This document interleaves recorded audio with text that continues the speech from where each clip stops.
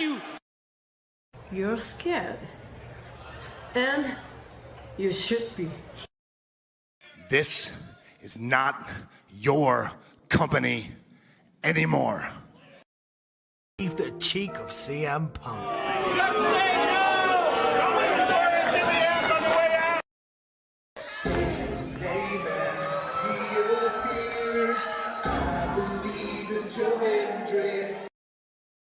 Out! Combo move! This is what they've been doing! Hey, McAfee! Everyone shut the up and sit down! We got a mom in the front row who taught her daughter how to suck dick! I'm Mina Shirakawa. I used to be a model. I want to put on a big show. And that's the bottom line, because Stone Cold said so. What is going on, everybody? Welcome once again to the Saturday Shenanigans, hosted by yours truly, the Renegade J.J. Williams. Hi, guys. Hi, guys. CM Punk drama bullshit to the side. I still consider Heyman the worst AEW champion they've had. First of all, we're going to bring in Walter Cruz. I said that as a joke when, what's his name, did his promo Monday. He said, I'm from a prestige university. I said he majored in Steiner, man. We've got the Heb man, James Hebert, in the house. I do really cool and dumb things on the internet. Right. A lot of shit going on here. A lot of fucking crazy ass shit. Where is Noah JD? Well, say his name and he appears, because we believe in Noah Foster. Fuck is this intro? It is one of those things where as fans we do have these desires for what we want to see, but sometimes you can't always get what you want, and there are reasons you truly don't get what you want. I wouldn't even listen to this in Grand Theft Auto San Andreas. What the fuck is this shit? God, rap is whack. Like I said, never been a greater time to be a wrestling fan than with more companies in a more lucrative spot, in a more comfortable business spot, in a sense of mind, it seems, than ever. Again, WWE is not the only one. It is not the end-all, be-all. So let's go back to the Renegade Wrestling JJ Williams to get the official word. JJ, speak! Make sure you tune in every week, because you never know who's going to drop in to join the shenanigans. Catboy is in the house. Hello, my internet family. I say if you want to make them as evil as possible, make them really mad. We have Mansfield joining the party now. What is going on, Josh? Like I told no one when we were in Cleveland, him joining Chase U was just an unfortunate side effect of my shenanigans towards you, JJ. I know how it can get better, Noah. The panel chooses you. Shut the fuck up, Josh. He said that so like. They got some of the intro back. Yeah, I was gonna say. Just like how you and I had lunch together the other week. That was different. Ladies and gentlemen, the King is here. Say his name and he appears. We believe in King A-Train. There are so many believers in Joe Hendry. The only person on this panel that doesn't believe in Joe Hendry is King A-Train.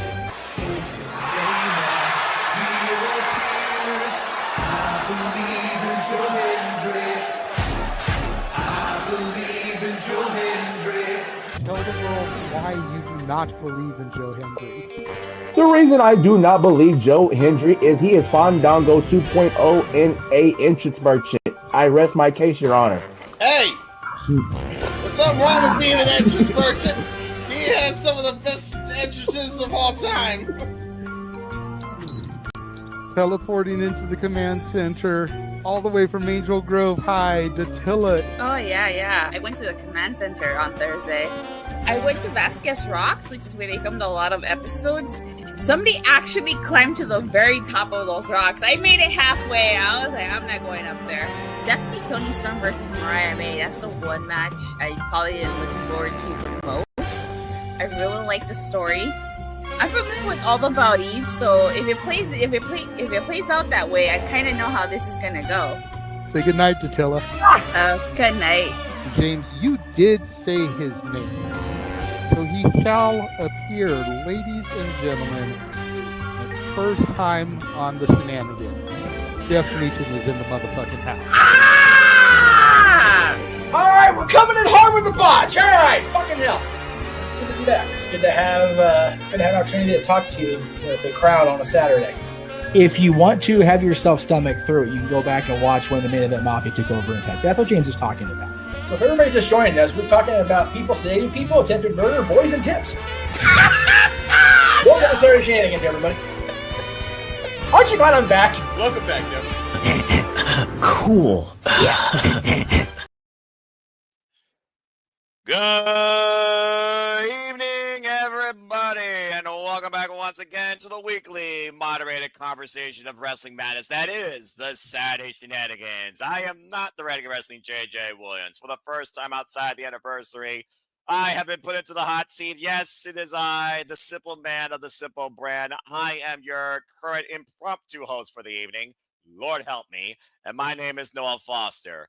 I hope everyone's doing very well. Everyone had a great Memorial Day weekend this past weekend. I hope everyone's ready for what's ahead tonight, because I don't know what's ahead tonight. But I do know this. After tonight, we'll be in June, and I'm sure the summer is going to be heating up with a lot more sizzling wrestling discussion and coverage. That being said, believe it or not, I am not alone. I'm not going to Joey Styles this, thank the Lord, because I am not no late-night talk show host. This man could probably impersonate one because he does really cool and dumb things on the internet and does some great impersonations. Tonight, you are rolling with literally the original 2 of Madness. It's James Hebert that's joining me for right now. James, what's going on? How you been, brother? Good to see you. This feels weird.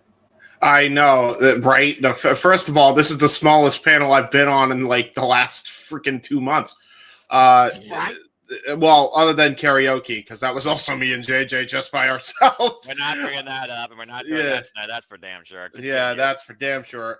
But yeah, the fact that I feel like this is the second time I've been on a panel with just me and somebody else.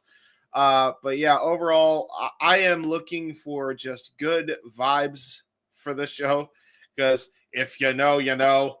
I've already dealt with enough of bullshit. It was necessary, unfortunately, but it's still bullshit. I don't like dealing with bullshit. I like talking graps, and I like talking about other things. I like memeing, and I like having fun with my friends. So I'm looking to have fun with my friends. Fair enough, and good to see everybody out there in the chat. Safet, sup, Charles, the greatest thing on Saturday, the Shenanigans, always appreciate support. Hello.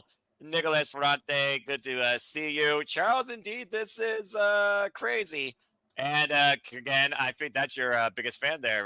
Yeah, Nick, I love my boy Nick, man. You almost sounded like the Nickelodeon intro type thing they used to do back in the day. Good grief. What? Nick. All right, hold on. What the fuck? All right. Holy shit! Okay. What we on doing? earth? I know what it is. It's the president's. Yeah, about to say he wants you to run for public office. I mean, no. Still probably better than a current candidate. That's not what we're here to talk about tonight. Folks, first off, again, if you don't know, if you want to dictate the conversation, super chat or PayPal the patch, as simple as that, because you guys might dictate the conversation. Honestly, before JJ even gets here, I'm going to go as far as I can with this. So, James, let's go ahead and talk about wrestling, shall we? Again, We are coming off this past weekend. We had a double feature this past Sunday. Let's talk about it, shall we? Let's talk about AEW Double or Nothing versus NXT Battleground. Now, of course, I covered AEW Double or Nothing with our Canadian friend, Ash. If you haven't done already, please subscribe. Don't be a dickhead. Subscribe to Batty for Wrestling today. That's Batty for Wrestling. Or follow her at Shadow. That's Ash. Again, it was a wonderful time with her. We had a lot of fun. We missed you. It is what it is now in this new day and age where streaming becomes even more difficult nowadays thanks to monopolies. Whole different conversation. But we also, of course, had an NXT Battleground covered by the Rage of Wrestling, Walter Cruz. Subscribe to him as well, folks. Those are the 2 biggest channels you need to subscribe to if you haven't already. Subscribe. And he and Rockin' Ropes DJ, of course, covered that. You and him might actually do some work together tomorrow. Did you catch either show, and what are some of your biggest takeaways regarding either one of them? Of course, one made history. The other one gave us, well, anarchy and a whole lot of other stuff, to say the least. So I caught the news of Battleground. I have not gotten a chance to watch Battleground at all yet. I just have not had the time with my swamped ass schedule. I do plan on watching it. I heard all the title changes that happened, which kind of shocked me and surprised me. And then they continued to follow that momentum up on the next week's NXT. So yeah, I was very much surprised by that. And yeah, they're just going full bore with that. It seems like they're overhauling the division to try and call people up and fast track them because they're like, damn, we got a lot of women that are like main roster ready right now. We might want to speed this up. I think I'll give this much, and this is all I can give. And I said this on Spaces, so I'll just say it here. Fuck it. I think Stephanie Valcour, she's ready for the main roster, but it was too soon to call her up, if that makes sense. And what I mean by that is they should have finished her up after SummerSlam. Like whatever the NXT takeover is after SummerSlam, I think that was the proper time to then call her up, have her lose the title, and then call her up. Like her and Lola Vice should be the main event of that show, in my opinion. Lola is more than ready. I think her and Stephanie could have a banger. And I think that we kind of, I get the whole, well, they're ready now, so why don't we put it on a woman that we're trying to develop? Cool, JC Jane, she's been there for a while. But you had this AAA show, this Worlds Collide show with WWE's first partnership with them since 97, and you're not going to try and capitalize on her star power. Like everybody's like, well, they have Rey Fenix, so it don't matter. But it's like Stephanie Valcour is like way bigger than Phoenix in Mexico. She is a megastar in Mexico, like huge megastar. Why wouldn't you, have her defend the NXT Women's Championship against a AAA girl? That doesn't make any sense to me. Instead, you have her and Lola Vice taking on some random ass pairing in AAA. And I'm like, eh? So I think they should have waited. I think they jumped the gun. I think they made the decision because they wanted to fast track her without finishing her up properly. And I think that was inherently a mistake.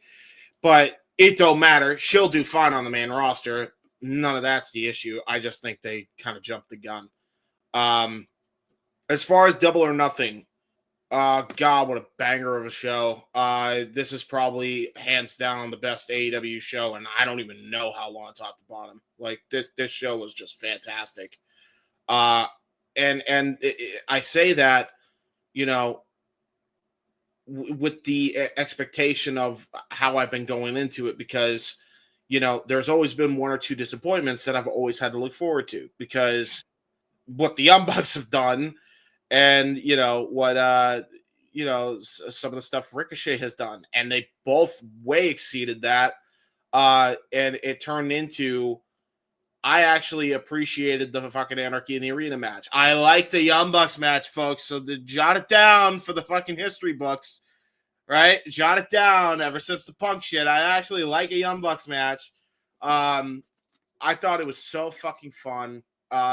Everything that they did on that was really, really good.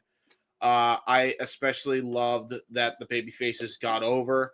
Really, the only blemish was Mark Briscoe just saying fuck it and I'll come out of the ambulance, but maybe they'll insert Ricochet into the storyline somehow, and that's why he was kind of thrown in there. But yeah, I mean, I think part of it is I was kind of looking forward to what they were going to do with Gabe Kidd, because I'm a huge Gabe Kidd fan. I think that dude's going places. I think that dude's a megastar in the making, for real. So I'm actually really looking forward to him. But overall, I thought the show was good. I thought that Speedball Mike Bailey Okada match was the best Okada match I've seen in AEW. It felt like we got Rainmaker Okada back, and that fucking drop kick out of the shooting star, that was like the pinpoint accuracy you had to get was like second to none. Fantastic. probably the best spot of the night, if I'm being perfectly honest, because like it had stupid timing and they pulled it off beautifully. And then, how you doing, Matt?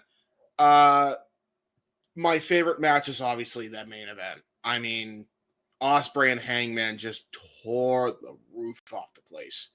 Absolutely tore the roof off the place. Great main event. Adam Page winning was the right call. He's the guy to go with. I love that we got a little teaser of Commonwealth Kingpin Ospreay, as opposed to the aerial assassin that we're used to since he's arrived in AEW. I love that we got a little teaser of him being a heel. I think that's great. I think, I don't get me wrong, he's great as a babyface, right? But like, you could definitely turn him heel. I call him the Conor McGregor of AEW for a reason, because his aura, you could switch him and flip him like that. He can easily be full of himself, and it's just, I love that he kind of channeled that Commonwealth Kingpin energy. Bro. It was great. So I enjoyed that. But overall, I really liked all this shit on the card. Even the buy-in matches. You know what? What surprised me just legitimately was the women's tag match on the buy-in. Really? Yeah, between Anna Jay, Harley Cameron. Penelope Ford and Megan Bain. Both matches were great, by the way, this week. But like, yeah, I was very surprised because Anna and Harley are like really gelling well as a team.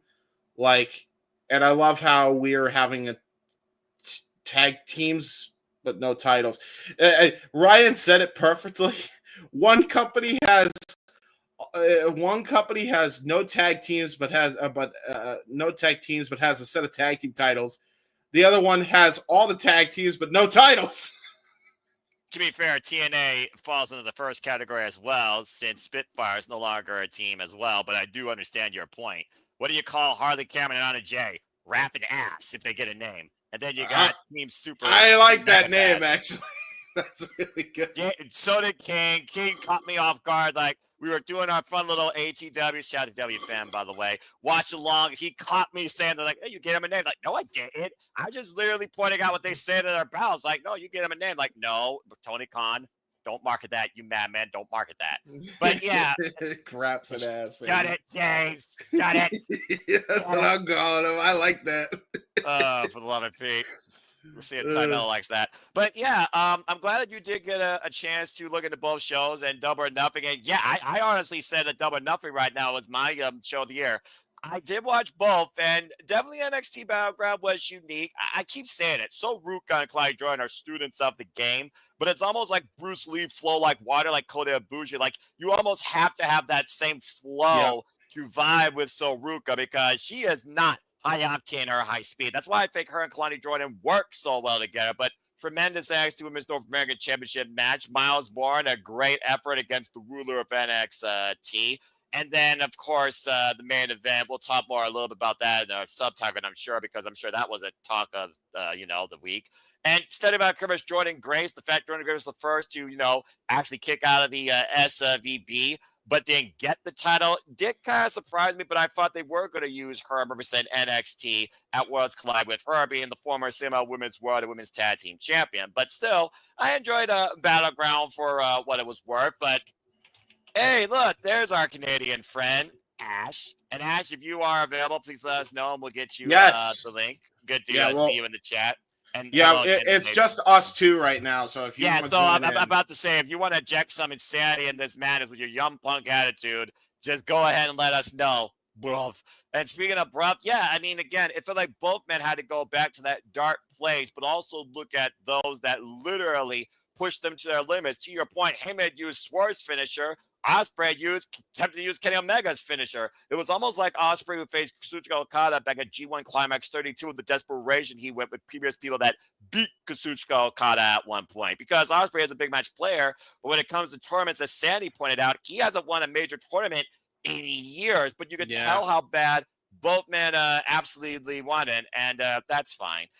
And it's also one of those things where I look at that show as a whole. Yeah, I love AEW because it definitely gives me a difference to professional wrestling. But honestly, there wasn't one match on that card that you could take away being, okay, it was there. Why was it here?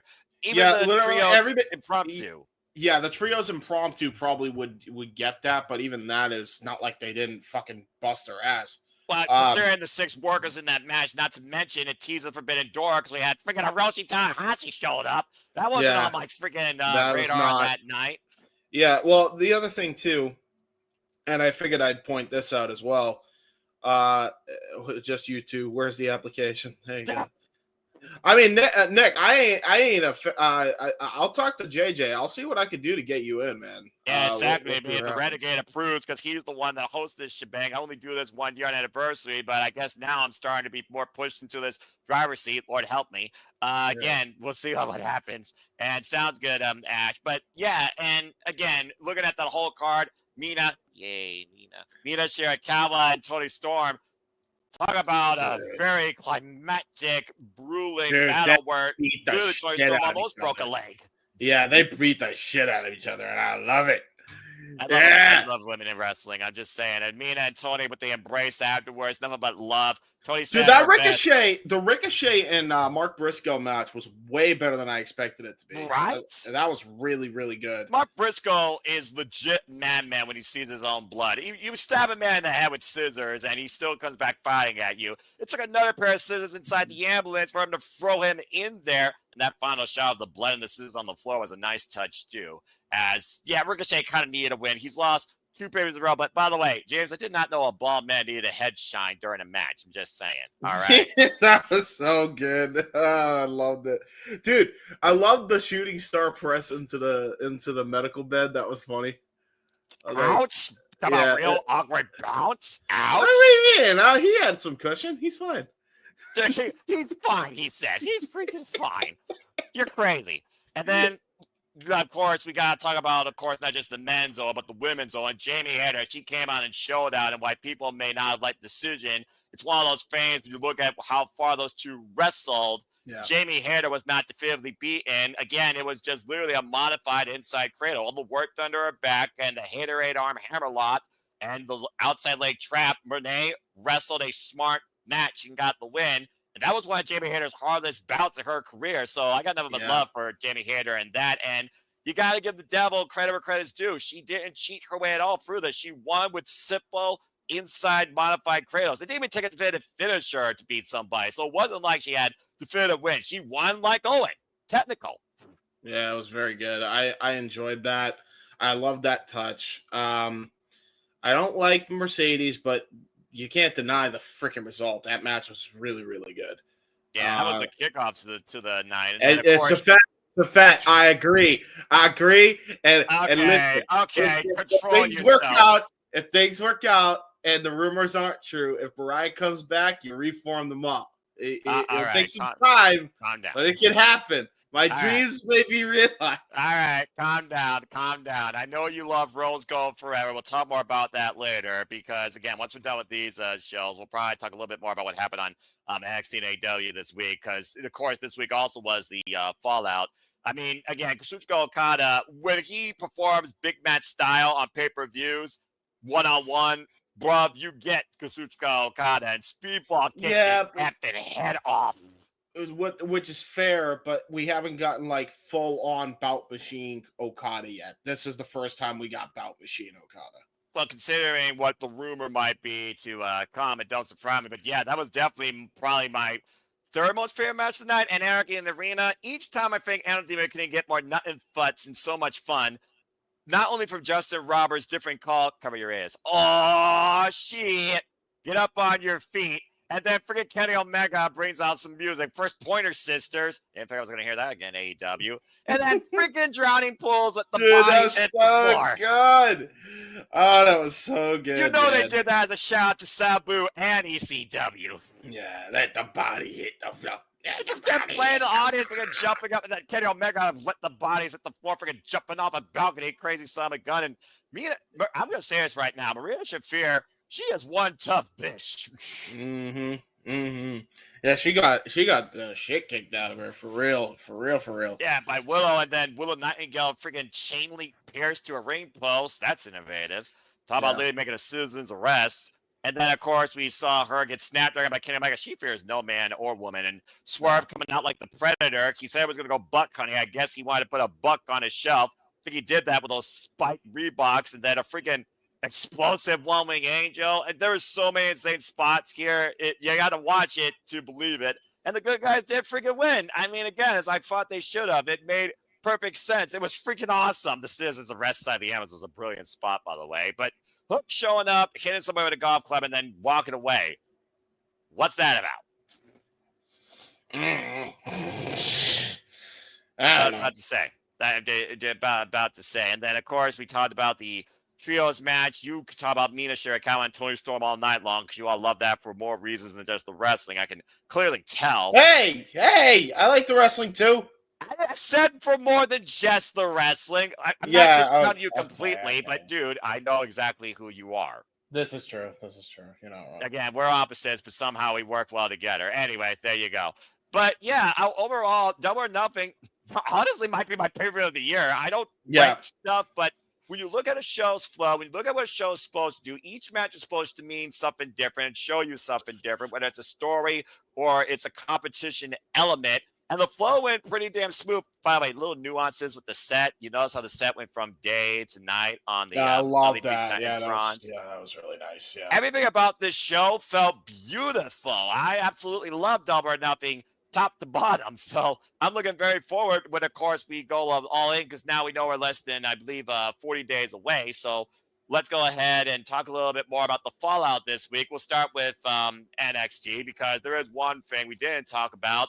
We now live in a new era, the Trick NA era. Trick Williams stole the TNA championship in the main event of Battleground. History was made, and the president of TNA looked absolutely despondent. So, and yeah, Charles, Powerhouse Hobbs proved he's a much of a demon as Swerve. When a man is stabbed, when a man is freaking shot, and when a man is stapled in the head and feels no pain, and he was like, Buck, you fucking kidding me? I mean, Hobbs unleashed that night. That's probably one of his strongest performances. By the way, Swerve stapling a Buck's nuts. Damn. Swerve that was. You ain't right, bro. Well, I mean, listen. That requires that the Bucks have testicles. We're not going there. We're supposed to be civil. Damn it. Damn it, James. Ay.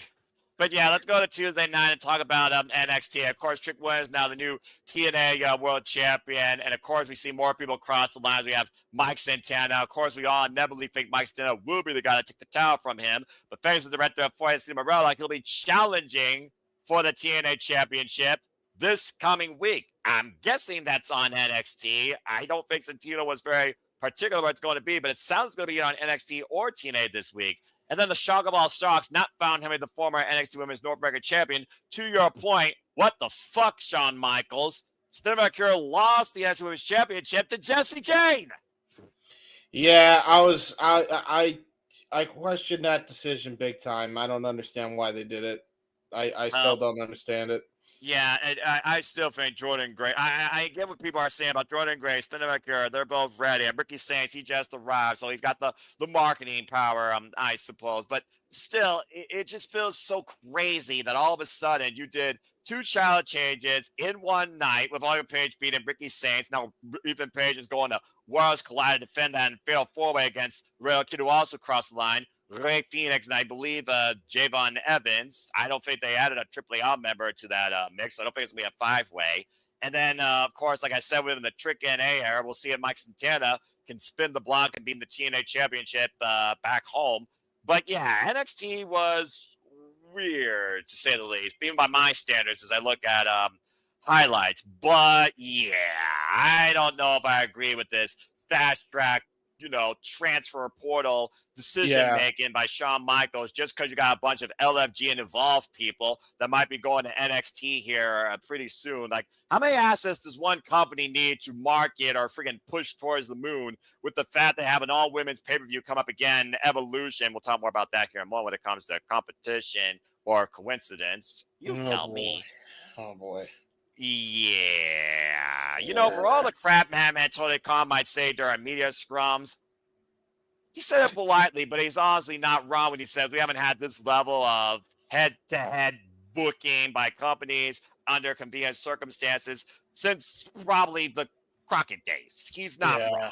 Yeah, he's not wrong. But yeah, NXT was weird. And of course, the follow-up to AEW Dynamite, we saw what really could be the story of three men connected so much by the AEW World Championship, trying to bring that title home, but two men refusing to move away from the past and work together while one's trying to play peacekeeper. We'll see if the Bruv can bring Swerve Strickland onto the side of bringing the title home if he's not champion, or is it a conspiracy theory that him and Adam Page is the guy to challenge for the title now to costing him, technically not costing him, but he was there seeing him lose thanks to his friends at Dynasty. So again, there's a lot of moving pieces here in this AEW World Championship picture where I honestly think one of those three men could be the champion before the end of the year, but I don't know if they're the men that need to be the guy to take it off Jon Moxley, and whether or not it happens at All Out remains to be seen. But we got our two matches for All Out now, though. Mercedes Moné versus Timeless Tony Storm, and Jon Moxley versus Heyman and Page. We saw the opening of Dynamite basically give a foretelling of what could be the outlook of the AEW World Championship as Heyman vacated the Owen Championship to focus on the task at hand. Gotta respect that and commend that. And then, of course, the end of Dynamite, first time ever since they embraced in WWE and went on their own ways to find themselves. We saw Mercedes Moné and Timeless Tony Storm have a very unique first-time encounter. And whether or not they have another encounter before All In, that remains to be seen. But both definitely told a story, to say the least, and definitely have me buckled up for All In, which I look forward to calling with you once again since last year. This show could really be something special here, James. Yeah, it really could be. I'm looking forward to it. There's a lot of potential matchups they could do here, and I mean, this All In could be a really good one. It seems like AEW is kind of getting their mojo back. I don't know, and you know, with the rumors of Kingston coming back and Kota Ibushi coming back as well. I mean, we don't know what the hell is coming up. Well, Vista is being a thing as well. Let's not leave out Hikaru Shida. And yes, I did say All In, but I also talked about how they go All Out, and they could be going All Out at All In. And we know All Out will be in Toronto this year. Will it be the most violent period of the year, though, like last year? That remains to be seen, considering Chris Statlander is still watching Will Nightingale from afar, as we saw on Dynamite with more mixed trios action. And we also saw Team Mega Bad versus Raph and Az, and Nodi Q and Harley Cameron got her nose busted for her troubles. Yeah. Never underestimate the power of a crazy bitch when she sees her own blood, even though Megan Bay made her bow down and she's out for a little bit. So can we talk about, speaking of, by the way, it was a very women-centric show. Yeah, it was. Anarchy, the new girl, I forget her name. Tekla from Stardom, the Austrian badass, the toxic spider. I didn't know what the hell to expect, but like, I'm vibing with it. I don't know what it is, but it's like if there's no other way to say this. It's like if Bray Wyatt was an attractive female. Oh, good grief, James. I kind of like it though. It's not a bad thing. Well, considering you may not know much about Stardom, as I keep up with Stardom verbatim, for those that don't know, Thekla was originally part of Julia's faction, Donna Del Mundo, before she went on to embrace hate, or it'll die, and was part of that group in Stardom, and got fired after assaulting the staff and the president at the Dream Queendom show. She did things her own way. Now she's here in America officially, all elite, and she's targeted Jamie Hayter. Yeah, Charles agrees. See, Charles knows what's up. There you go. But yes, she's known as a toxic spider for a reason. It's not just that unique stance she has in the ring. She will literally inject venom into anybody she sees fit. She is a legitimate badass. So incorrect. Incorrect. It's actually because she draws from the power of the symbiote. The jury's out on that, despite the fact she was wearing. You're focused on the black leather, I can tell. But Tekla and freaking Jamie Hayter in AEW. I'm freaking for it. So there you freaking go. But bottom line, of course, now we're on the road to All In and so much more coming up. And speaking of, before we get All In, there was also one more announcement made, courtesy of Double or Nothing. And next week, we're probably covering it. And if it's 4 hours of back-to-back wrestling, considering it's 2 shows, not one over-glorified show with a bunch of advertisements, I'm for it. Next week's Fyter Fest. And we know that Kenny Omega will defend the AEW National Championship in a fatal 4-way against 3 people that will qualify. And we got our first qualified this past Wednesday. Not the walking weapon, Josh Alexander. Brody King beat Josh Alexander. Ooh, okay. I'm not and of mad course, at that. tonight we have Claudio Castagnoli revisiting phase of Commander, the man that took him out of the Continental Classic, and Mascara El Dorado taking on Hechicero from Mexico, both men representing CMLL. Those matches are both going to happen on Collision. Collision will be, of course, happening, if not right now, very soon, thanks to the stupid NBA playoffs. But yeah, Dynamite NXT, AEW NXT, been working on all cylinders when it came to their shows and the cause and effect, to say the least. But you know me, I'm definitely buckled up to go all in, and I'm very excited to see where this road takes me. But also to your point, between the different outlook of the venues, the show's vibe, the storytelling taking in place, and overall just the morale it feels in the locker room, it does feel like AEW is finally in a better light within itself after such a long damn time. It took we're finally starting to see the light, which is a good thing. So with that being said, we did see your comment, JJ. I don't know if you sent it to me or if you sent it to Noah. You sent it to me. So before we get there, I'll just say this. Wrestling is incredible right now. Whatever you choose or whatever you watch. And thank you to Renegade Wrestling, the JJ Williams for sending me that. Again, follow him at Cast 18 Studios. And I'm calling that this event will be where we get Okada and Kenny announced for All In. You think that gets announced next week at Fyter Fest, Charles? Yeah, I do. I'm with Charles. I think Charles is on the money here. I do. Well, I mean, you know, it's also one of those things where people might think they go all out because, again, Canada, But, again, it's entirely possible, but we'll have to find out, to say the least. Yes, we that's definitely probably a topic, Charles. Don't you worry. I think we even said that's probably. If it's not a topic, I guarantee we're going to talk about it, because I don't think, again, it's coincidence or convenience that we have 4 mega shows. Oh, who are we kidding? 2 shows and 1 glorified house show, bringing Obsession back, the best thing that WWE can bring to us, not named by Def Rebel or some pop idiot. Definitely going to be a kind of top of that conversation. Before we take our first commercial break, Emmanuel, hey, I'm hosting. I'm going to freaking rant. Let me talk to you. This is Open Mind Night Revisited. Yeah, and that's not an insult. That's just a fact of life. Def Rebel sucks 8 out of 10 times. Don't at me. Emmanuel with a $2 super chat. More of a comment here. Of course, we always appreciate Dominguez. Yes.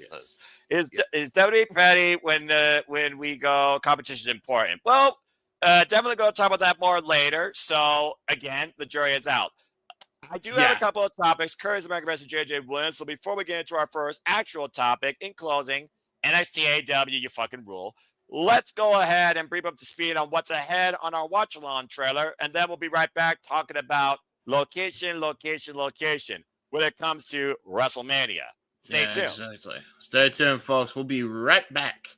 Where is this trailer? Somewhere in there. We're live. I don't know if this is up to date, but but it's a few shows off in case it isn't up to date. And now for a taste of things to come.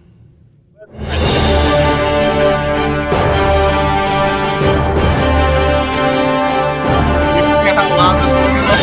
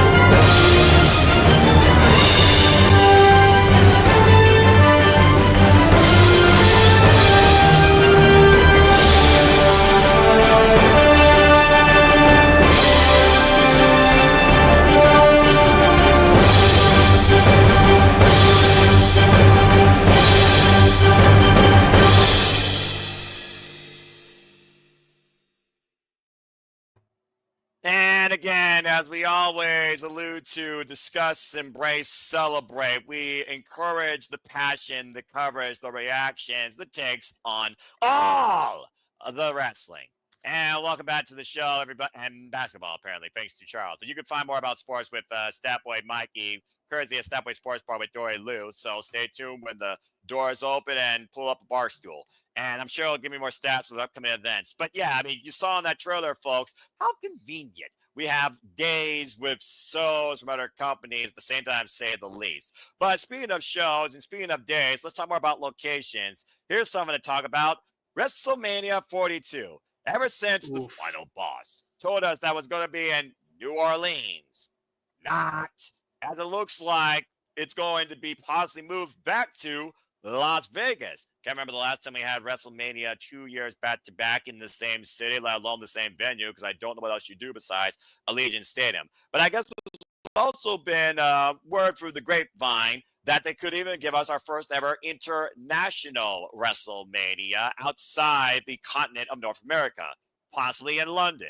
We know when AEW went all in twice, and they do that again. They're going to do that again in 2026 at Wembley Stadium. It was an all-out smash. But it looks like maybe WWE wants to try and up the ante and even try that venue themselves with their biggest show of the year. So that being said, James, what do you think about the fact that WrestleMania is being relocated first up from New Orleans, knowing that people, for all we know, have probably been trying to prepare their travel itinerary and their budgets for that venue, and the fact that it might go to the most expensive place in the U.S., once again, Las Vegas, or even more so, the first time that American citizens might have to go via plane or boat to London to catch WrestleMania. What's your thoughts on any of those places possibly being the locale now for the showcase of the Immortals? Yeah, I'm happy if they go to London, but at the same time, I'm so conflicted by that because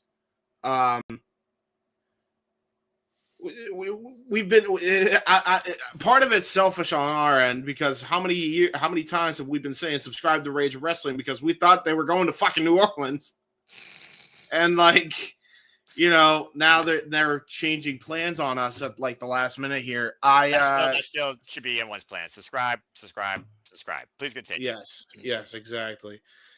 But man, I was on a space with somebody that's in New Orleans, and they said, there was rumors that, well, we're going to replace it with Money in the Bank, and we don't want that shit. We wanted Mania.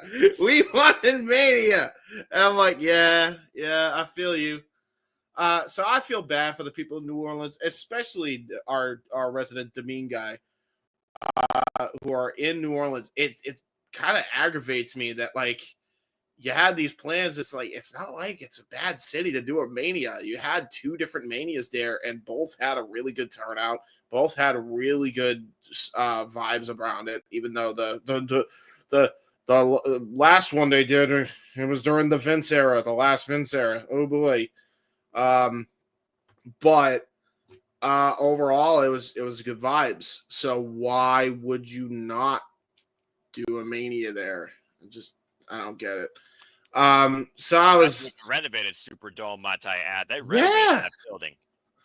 And who knows? Maybe it's because they're not done renovating it, or there was an issue. I could see any number of reasons why, but I think it's just because they wanted more money. It really doesn't look. Optically, it really makes WWE and TKO look like shit. And again, elephant in the fucking room. You gotta wonder how much of that was a Paul and Nick Khan's decision, as opposed to an Ari Emanuel and The Rock decision. Because remember, it was The Rock that said it was going to be in New Orleans. Now all of a sudden plans changed. Who changed the plans? Optically, Triple H. Well, Triple H, to be fair, is the guy with the pen and paper. I don't think he necessarily decides the locale. To your point, that's Nick Khan's job, and Nick Khan works closely with the literal head of TKO in The Rock, to your point. And let's not forget, TKO is also immersed not just with WWE, but the UFC. Where's the UFC fight capital of the world? Las Vegas. So maybe they want to do an all-out UFC, WWE type weekend there this time, or maybe they want to centralize WrestleMania. We've heard before how they want to maybe move the Performance Center, or God forbid, build another Performance Center out there in Las Vegas. So it definitely sounds to me like a money decision because at the end of the day, TKO is branding, money, marketing.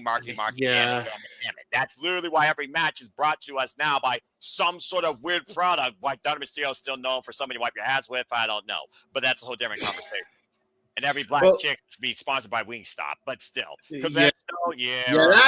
I'm glad you pointed that out and not me. That's sus. I've been pointing that out. That's sus. Yeah. You think? Fuck me. Raising Cane's, KFC, fucking Culver's, Popeyes. Pick a different damn restaurant that isn't associated with this black association. Hey, to be fair though, aren't they all? Maybe that's. I don't know. Maybe. Well, actually, no. Raising Cane's. Hold on. Raising Cane's definitely isn't associated with them because they have no seasoning. That's fair. And also, I mean, stop me when I'm telling lies. You're not wrong. Jesus Christ. Damn it, you're not wrong. You're not wrong. Last time I checked, Colonel Sanders ain't a black man or a black woman, but talk about his chicken being finger licking good. So I mean, seriously. Well, yeah, that's why you never go to Nashville. If you want real good KFC, go to Saudi or fucking Japan. Not even kidding. Like, are you serious? Yeah, apparently they are the two best KFCs in the entire world.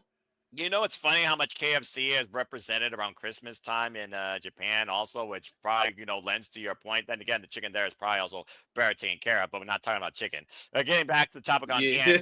I did that for Nick. I what know were we talking about? did. Oh, yeah, fucking, okay. So yeah, the relocation idea of WrestleMania possibly in Las Vegas is one thing. But what do you think about them taking it overseas to London or, God forbid, Saudi Arabia? Oh, God, don't do it in Saudi.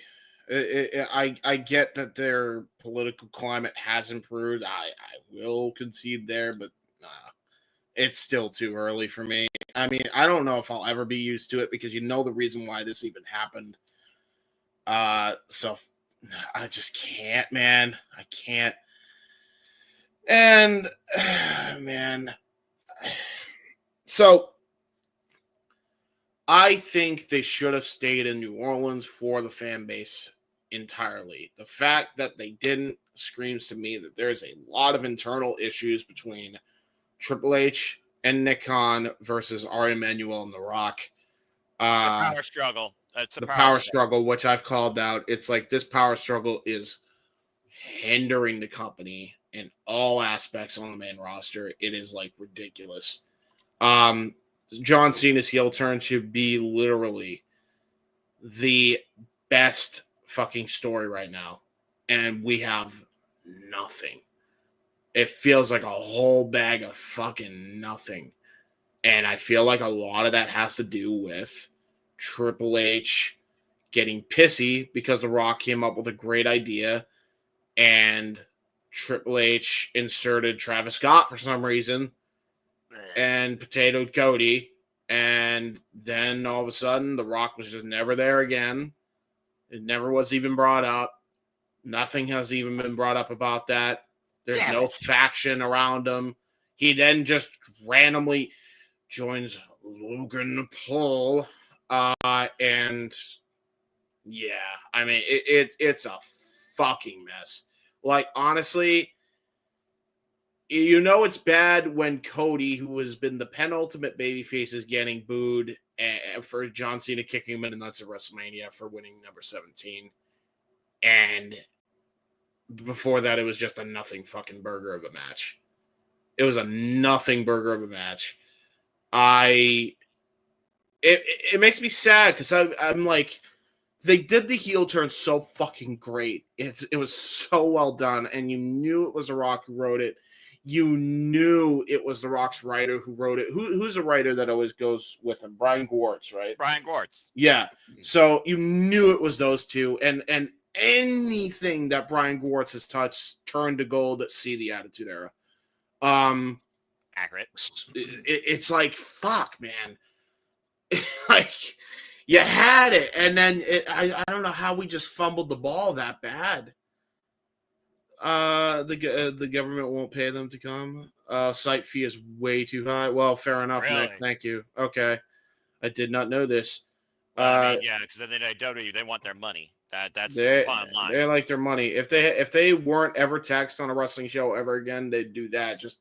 If the fans would get a fucking lesser building. In fact, they did do that a few times.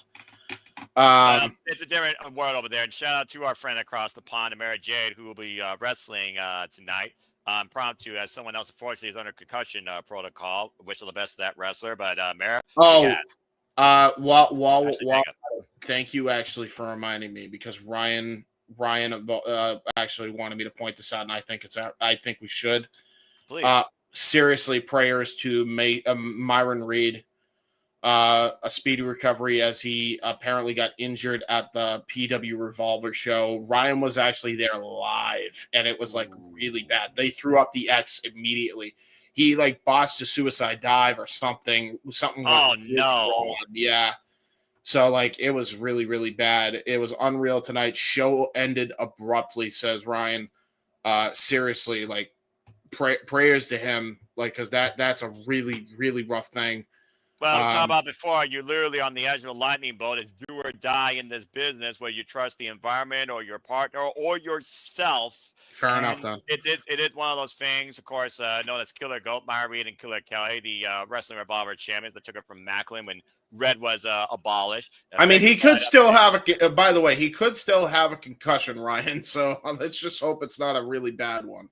Yeah, exactly. You hate to see somebody injured, no matter if you don't like the character or not. And I've been wanting to track enough characters in this business. I love me Myron Reed, by the way. So I mean, come on now. I saw the man wrestle Trey McGill live at Chaos Wrestling back in the early 2000 and was it 16 or 18? I can't remember. It was when I used to live on the other side of the city. I got no respect for him.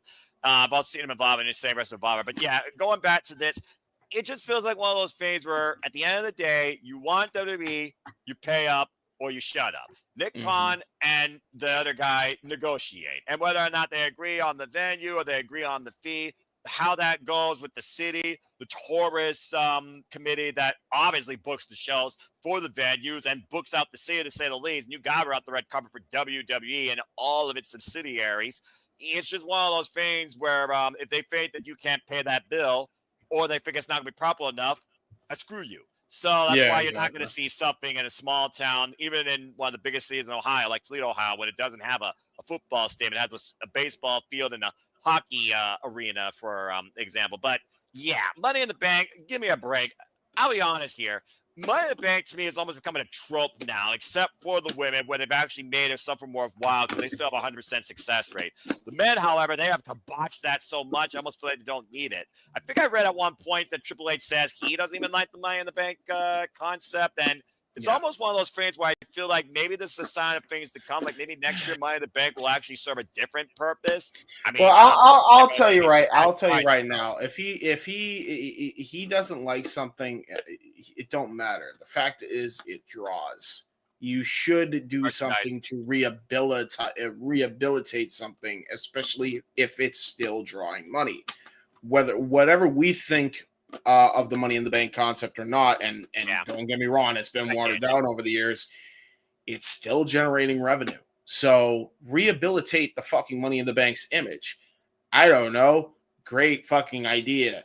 Just maybe, put Money in the Bank back at Wrestle fucking Mania. I mean, it definitely could have been there, but instead of the New Day and the War Raiders match, which was also just meh to me. But again, no shit. And have some Money in the Bank qualifiers. To be fair, he's had qualifiers for every person. Qualified for Money. No, the old man. Triple H actually makes people earn their spot, even if it is storytelling for conclusion.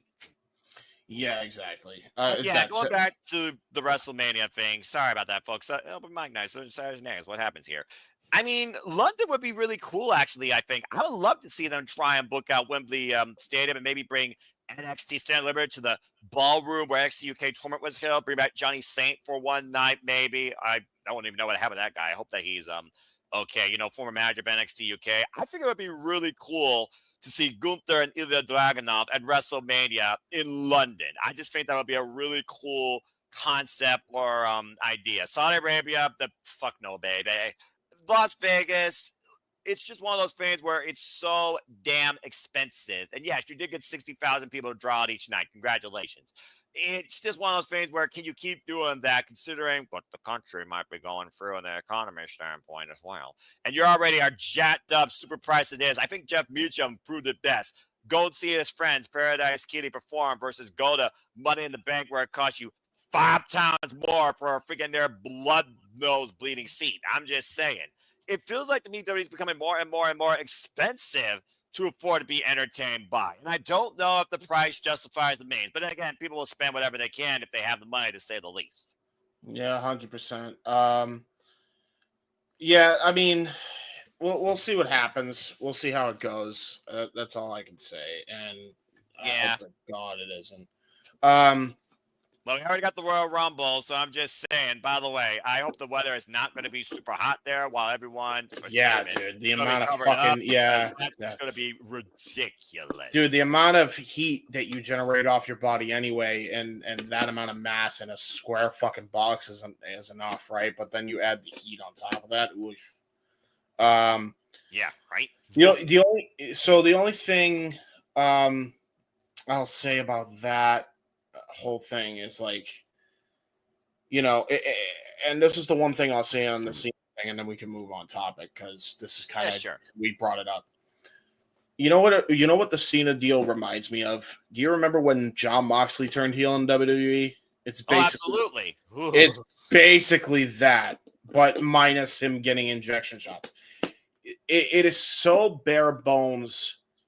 It is ridiculous. Like, Cena's a great talker, so we could take chicken salad, but like, there's no substance at all. You know, we were talking about fucking spices earlier with chicken. Like, there's no spices, there's no seasoning, there's nothing to this. He's just there saying, "You get nothing. I'm mad at fans." And I'm like, okay, when do we get a good Cena? Like, don't get me wrong. I understand the idea behind what he's doing, but then change things up.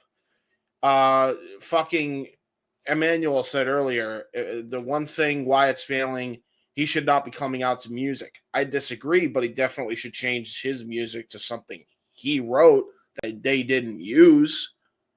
Like, I don't know. Maybe do that in Boston. You know, it's final day. Maybe he's saving the best for last. We can only hope as he looks to stop the timeline of WWE as we know it. Yeah. The other thing, too, like, look at, yeah, exactly. And then you look at things that were happening, right? Yeah. The Rock said, you know, sell his soul. And then fucking Montez said that on SmackDown. I really thought that the group Cena was going to have was going to be the Chain Gang, and it was going to be him leading the charge with Travis Scott, yes, and the Street Profits. I honest to God thought that was the fucking direction. I really did, and it would have fucking worked if you booked it right. Like, you could have fucking had R-Truth even join in, and instead of him doing this thing, like, Cena, like, jogs his fucking memory back of who Ron the Truth Killings is or something. If you wanted to add him into that, there's so much that you could have done as the point, and it's like they did the most bare bones fucking shit because they know he's on limited time and there ain't nothing much that they can do, so they just decided to say, all right, we'll turn you heel because you wanted to for years anyway. We'll give you the title, and then we'll have you leave on top after you drop the belt in the last pay-per-view, which is going to be the Ruthless Aggression show. And you got like 25 different shirt designs out of it too, thanks to the time. Yeah. You actually got more going out Seth Rollins' Vision group than you do John Cena's heel. Exactly the problem. Yes, exactly the fucking problem. I like it, and quite honestly, if John Cena was there with the Vision, like Cena kind of getting belittled by Rollins would have made for fucking excellent TV. Like, and then Cena like, I'm still a good guy, right? That you could have even gone that route with it, but they didn't even try that. So it's just like he's in an island all to himself, and then he was, and then Logan Paul. Logan Paul. Tranquilo, mi hermano. Tranquilo. Yeah. So, yeah, fucking Jesus criminy. All I'll say is do better. Stop fucking the fans over. I don't know where we went from WWE was listening to the fans, where they just stopped doing it anymore. And then I thought about it. I was like, oh, yeah, because there's a fucking power struggle going on. So it all makes sense. Egos suck. PSA for today's kids. All right. That's fair enough. And I sent you the link, Ash. Well, yeah, it's just one of those things right now where less, I guess, is enough as long as you're still getting the fans' money for what it's worth. And they're still doing that hand over ass every night. So, I mean, again, if that's not going to change, why change something that's not broken? Again, they're the most profitable they've ever been. Hang on with that one. No, because I hate the ads. They're too long. So I don't think you're getting your money's worth, even for fucking $10, which is what Peacock is basically asking for. Well, that's a whole different conversation when it comes to the home audience versus those that choose to be there. That's not a little kid that's doing the DX sign, but it is what it is. Anyway, yeah. So as far as WrestleMania being relocated, Las Vegas back-to-back years, tomfoolery, super expensive bullshit. You screw New Orleans because Money in the Bank is like, man. And that being said, before I move on, she's yours, she's ours, she's mine, she's our Canadian friend, Ash. Ash, welcome to the most unique. Folks, believe it or not, I'm in trouble. This was supposed to be your Double or Nothing team. I got both Ash and James here with me. Yeah, it's okay. First off, Ash, hello. How are you? It's great to see your pleasant demeanor. How are you? And right now, the topic at hand we're discussing is WrestleMania relocation. What do you think about going possibly back to Las Vegas? Talks about London or even Saudi Arabia. Good night, Dad. I'm at my dad's house right now. Nice. Like whoever gets the first bid, that's where it goes. If it goes to London, awesome. Paris, amazing. Canada, America, Scotland, that'd be pretty cool. I mean, even in Saudi Arabia, that'd be okay. I understand people having issues with it being in Saudi Arabia because their government there. So yeah. Listen, if it goes to Saudi Arabia, you don't have to watch if you don't want it. I mean, yeah. Again, there's a reason why this magical device exists. So right, that's a fair point. You can watch it at any time, anywhere, or not watch it at all and just pretend it didn't happen. It didn't happen. It never happened. It never happened. That being said, well, we basically pretty much taught the breeze out of this topic. Real quick, before you switch topics, I do notice you're rocking Tim Hortons. Yes. Right. I want to try Tim. When I come to Canada, I want to try Tim Hortons. You don't have a Tim Hortons out there where you're at? No, I'm in Massachusetts. You really think, dude? The only thing that they fucking say America runs on Dunkin'. The only fucking thing we have is Dunkin'. There's a fucking Dunkin'. There's a Dunkin' like 2 miles away from my area. There's there's a Dunkin' Donuts. Oh wait, I just saw Dunkin' Donuts. Why is there so many Dunkins so close to each other? Separate spaces. You want to know why you're going out of business? This is why. Well, we got James Rant for free, folks. First about Dunkin' Donuts. Next topic, coffee drinks. That being said, I'm a French vanilla cappuccino guy with a breakfast croissant. I'm a donut and breakfast sandwich kind of guy. I don't know what you're talking about. I hate coffee. And yes, Nick, I am drinking a double-double. A double-double? Yes, I'm drinking a double-double. It's a double-double is 2 creams, 2 sugars. Oh, okay, that makes sense. I'm just straight up French vanilla cappuccino guy. So, I mean, I had plenty of those when I went up to Canada. Plus, we have Tim Hortons right here in Toledo, Ohio. I feel sad for you.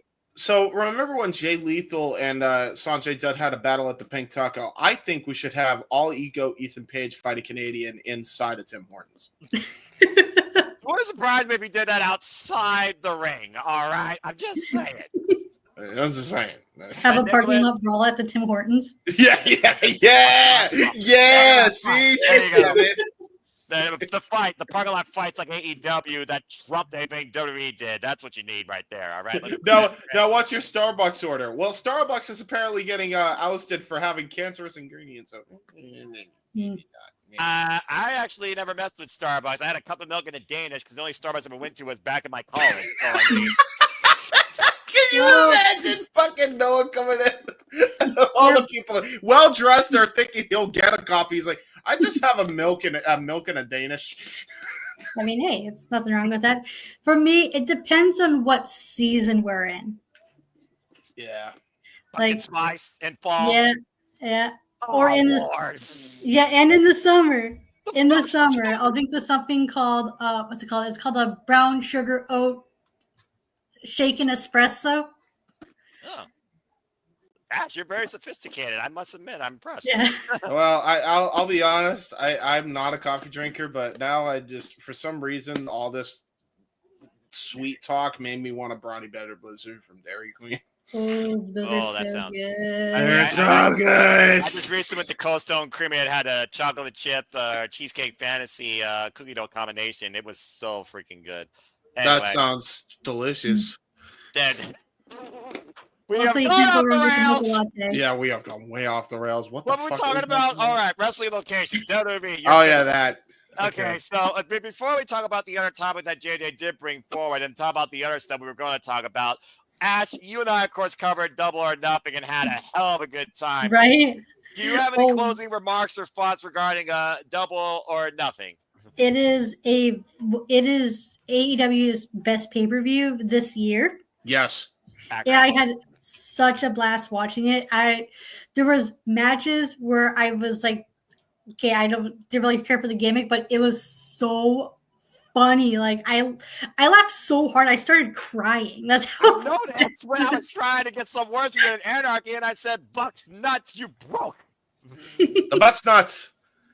Now, next time you gotta say on commentary in honor of me, in case I'm really gone from AEW commentary going forward, you gotta continue to tradition. Anytime that somebody gets hit in the nuts, you gotta say something that would make sense. So like, if Strickland gets hit in the nuts, right in the Stricklands, or if the Bucks get hit in the nuts, right in the Young Bucks, something like that. Fair enough. James, let's be honest here. It'll take a whole lot more. Right in the Jacksons, One time, friggin' I just didn't know how to call again. At least I didn't know how to call someone getting hit in the V.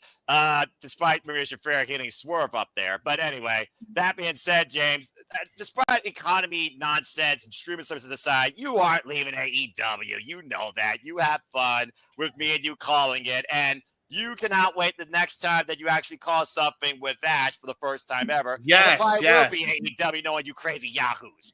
Yes, we'll figure it out. We got to do something. Exactly. Well, that being said, Ash, did you follow up on NXT at all regarding the events that transpired there between Battleground and Tuesday night? I know about the title changes, and that's about it. Oh, fair enough. What's your thoughts on the fact that Sammy Carroll lost to Jesse Jane? That's an interesting choice. I mean, I'm not too familiar with what's the group called? Fatal Attraction? Influence, okay. Yeah. Toxic Attraction's the other Toxic group. Attraction, the original that she was part of, a tag team champion, correct?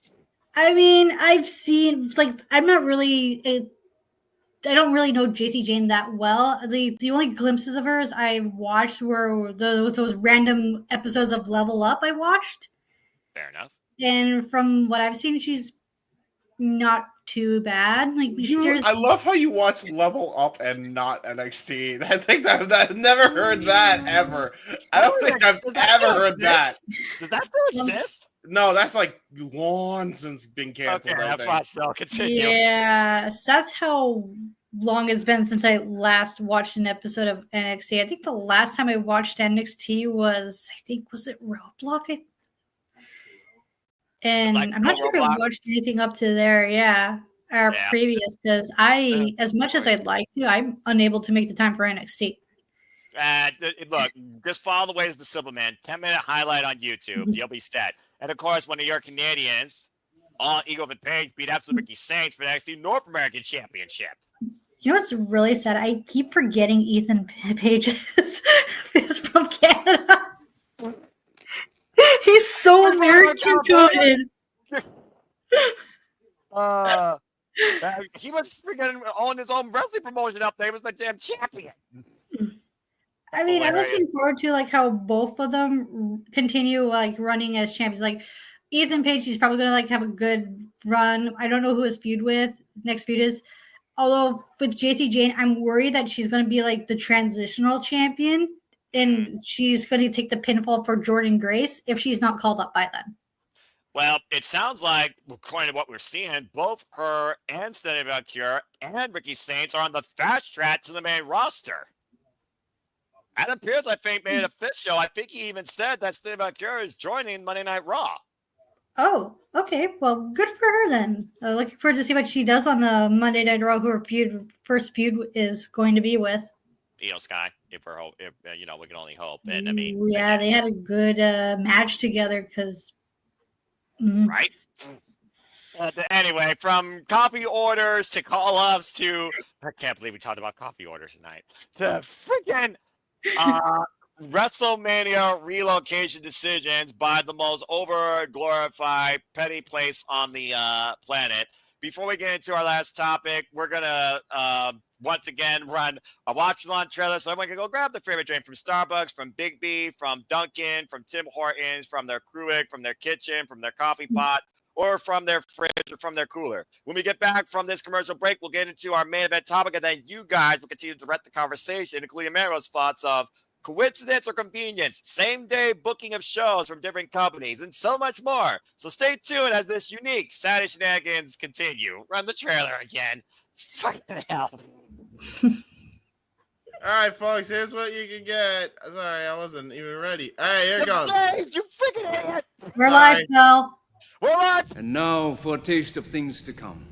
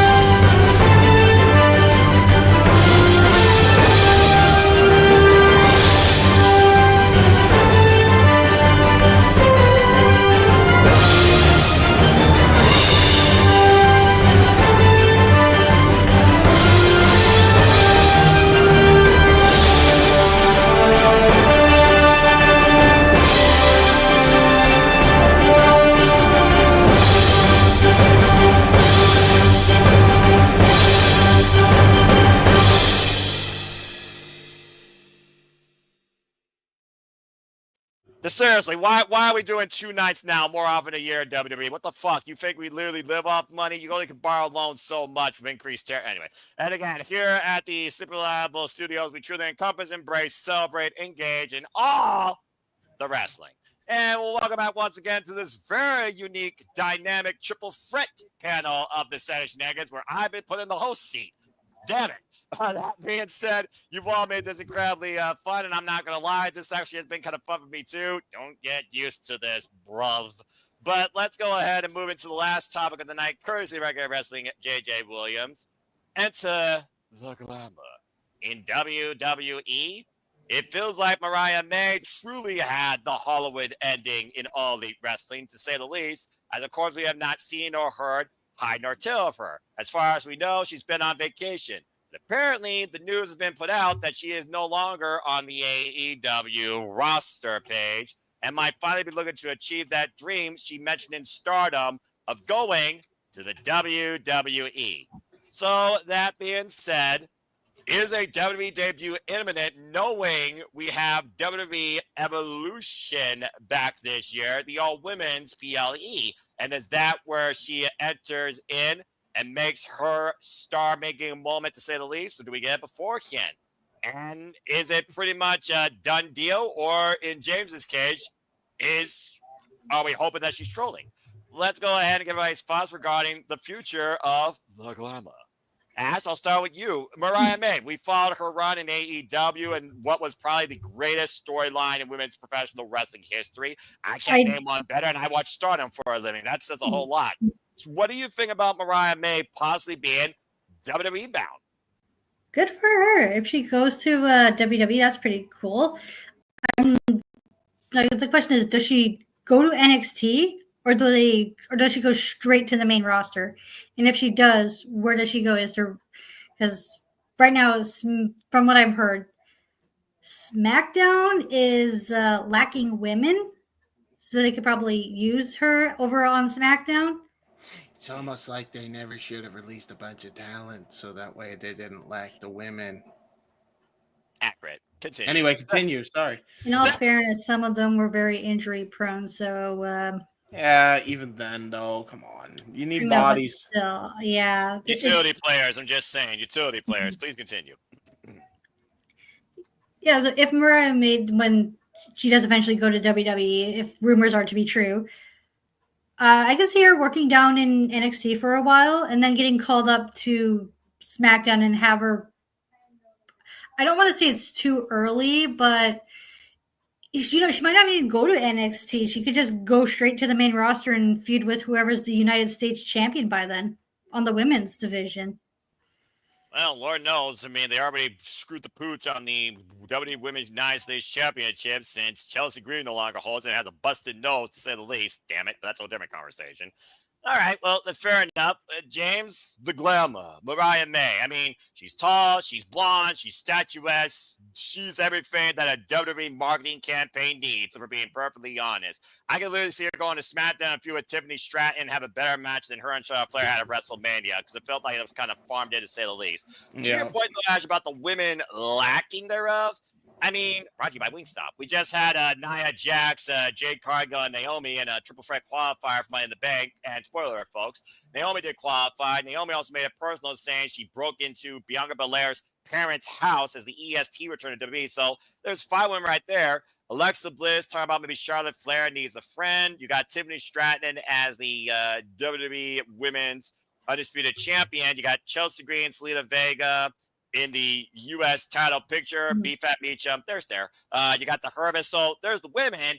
It's just a matter of negotiating the women, to say the least. And I think Money in the Bank is kind of putting that into a bit of a hiatus stage. And let's not forget, beautiful Managed Julia is also part of Money in the Bank. So they definitely have the women on SmackDown. I would say they need more women on Monday Night Raw. Instead of Akira, that's quite a pickup. But again, Mariah May, where does she fit? And to be fair, look how quick that we're seeing Jordan Grace up to the main roster, apparently. She hasn't even been in NXT for proverbial cup of coffee for half a year yet. So I could definitely see them putting Mariah May into NXT to get an idea of what the WWE presentation, landscape, and in-ring style is, and then be thrusted up to maybe have a feud with Tiffany Stratton. At least that's what I would want. Or Io Sky, because Io Sky was also part of Stardom. James, what do you think about the future for the Glamour? How does she fit into the WWE ecosystem, and where do you think she starts, or when she starts? If she goes to the WWE, I feel like it is a given she goes to NXT, because they're going to need to replenish that women's roster. They're going to see the thing with, I will say this, as much as I disagree with WWE like releasing a bunch of women, they're already replacing them with their call-ups. So with that being the case, I would argue that she should go onto NXT and try to go for the NXT North American and or women's world titles. That's just me. I feel like, and but the issue with that is then you run into the Stephanie Valkyrie issue all over again, because really, like, all she's going to really need down in the PC is like a few months, because she's already kind of a ready-made fucking character. And she's already a good enough, competent wrestler All she needs to do is just kind of get used to the WWE style, which is the whole reason why Julia, Stephanie, and freaking Jordan are there. And now we're going to be called up to the main roster. So, like, you got to run into the same problem with Mariah, you know? So, how many blondes you fit on one stage? yeah, exactly. And then the other thing is, too, like, I have no issue with her getting her bag, but the problem is she goes to WWE. I worry on how they book their women's division if she goes and just goes straight to the main roster and just learns on the job and goes to the PC on weekends. Because what is she going to do there? Okay, U.S. title opportunity. Well, if Julia wins that, I could see that being a match between the two. Former Stardom compadres, sure, but like, that's it. That's the problem, is that and Tiffany. And even then, like, you should really be putting them together as a fucking tag team because it would probably work. You know. So that's the issue, is the booking aspect of it. Get your bag, do your bag. Make sure you get it. But then there's the AEW side, is if she comes back, there's already potential of women's tag team titles incoming. Because they're already building a division around a potential tag team division there. I don't care what Tony Khan says. There's 5 teams already there.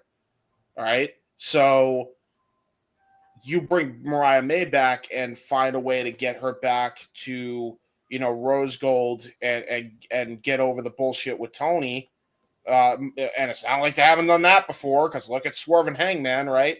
Already established that precedent. Curious still out on that as Ospreay's trying to play peacemaker, bro.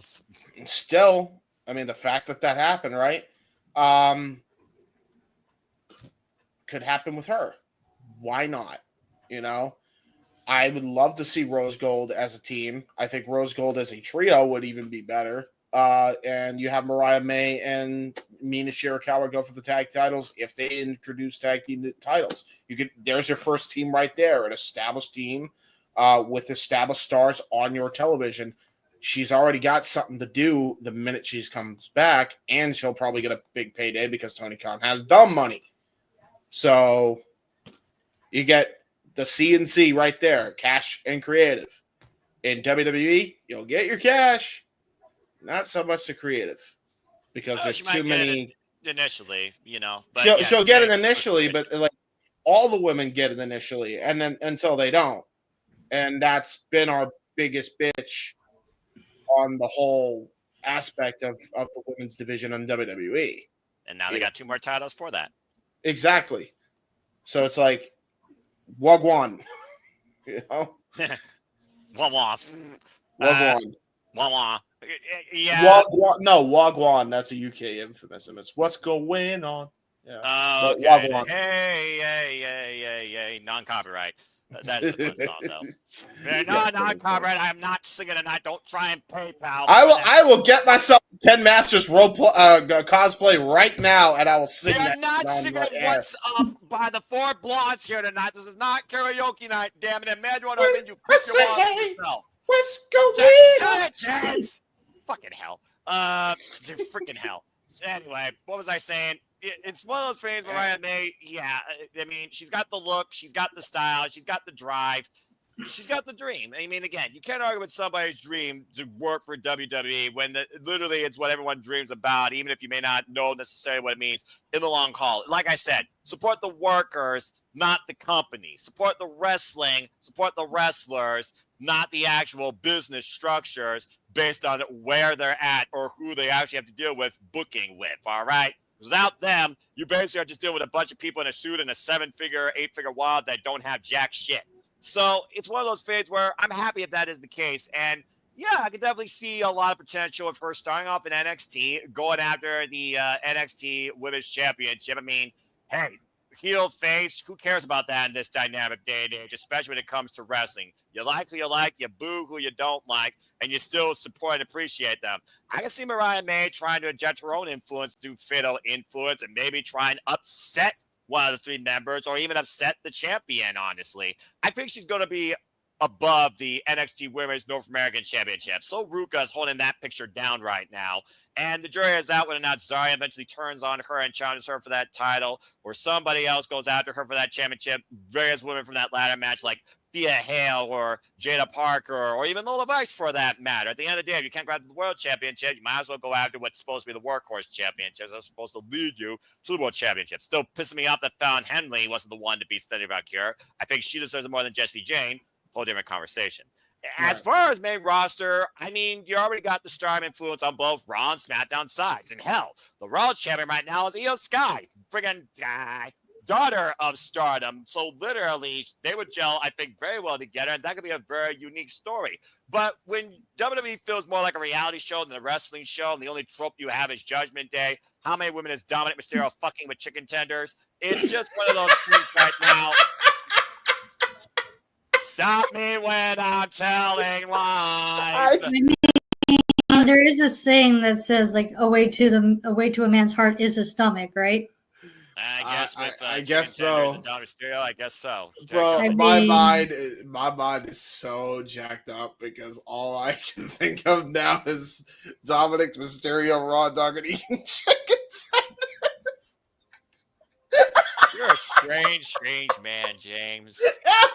For some reason, that I image mean, is there's so worse funny. things Americans have done with chicken, I suppose. This is very accurate This is as well. fair.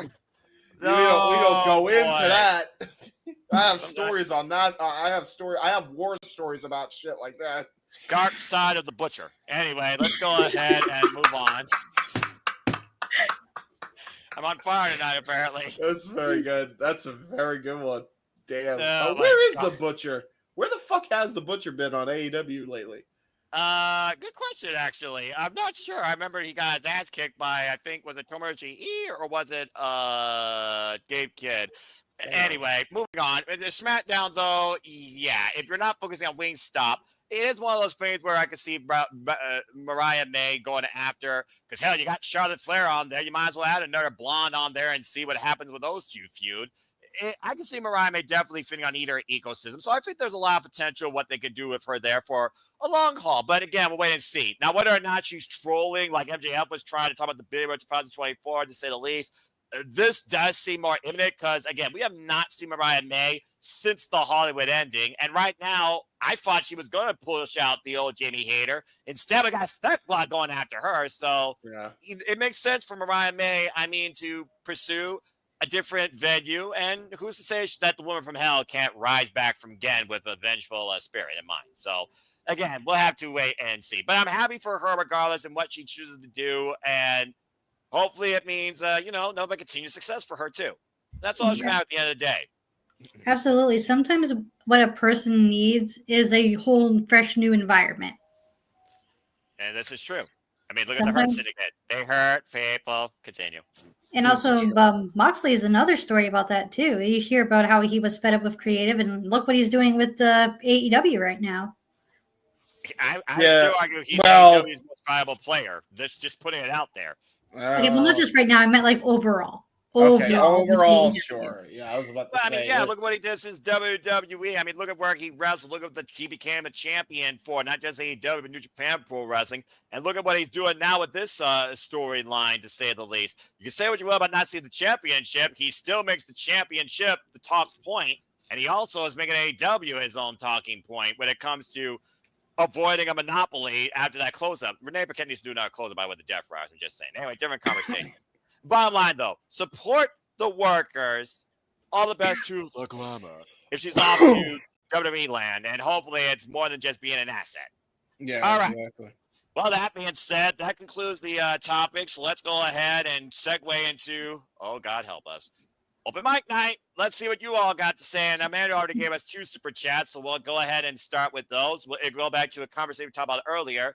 Let's talk about what I'm going to simply title coincidence or convenience or pettiness. We have multiple days coming up where some of the biggest shows by the 2 biggest companies on the planet, AEW and WWE, will be going head to head, making you have a choice. Blue pill, red pill, Matrix, to say the least. Yes, when I was once a wee lad, I saw that movie. At least the first one. Don't know about the other ones. is WWE petty when we go competition is important. So it almost sounds like Mayo's asking if that trope is more so just, red tape. At the end of the day, WWE wants to make sure that you look at them or them only, global localization.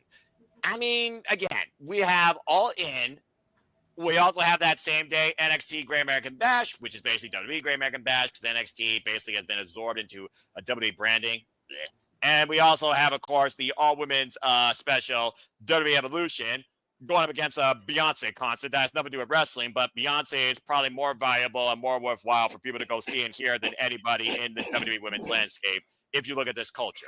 So that being said, James, control yourself. What's your take on this idea of how many days coming up, not just that day, but 2300 Arena, NXT 2300, AEW 2300, what's going to happen next? Freaking W's going to try and do some glorified house show in Chicago during the Chicago Agora Ballroom run by AEW here. Like, are we just continuing to do this because we want more people to look at one versus the other? Is it purely convenience or coincidental?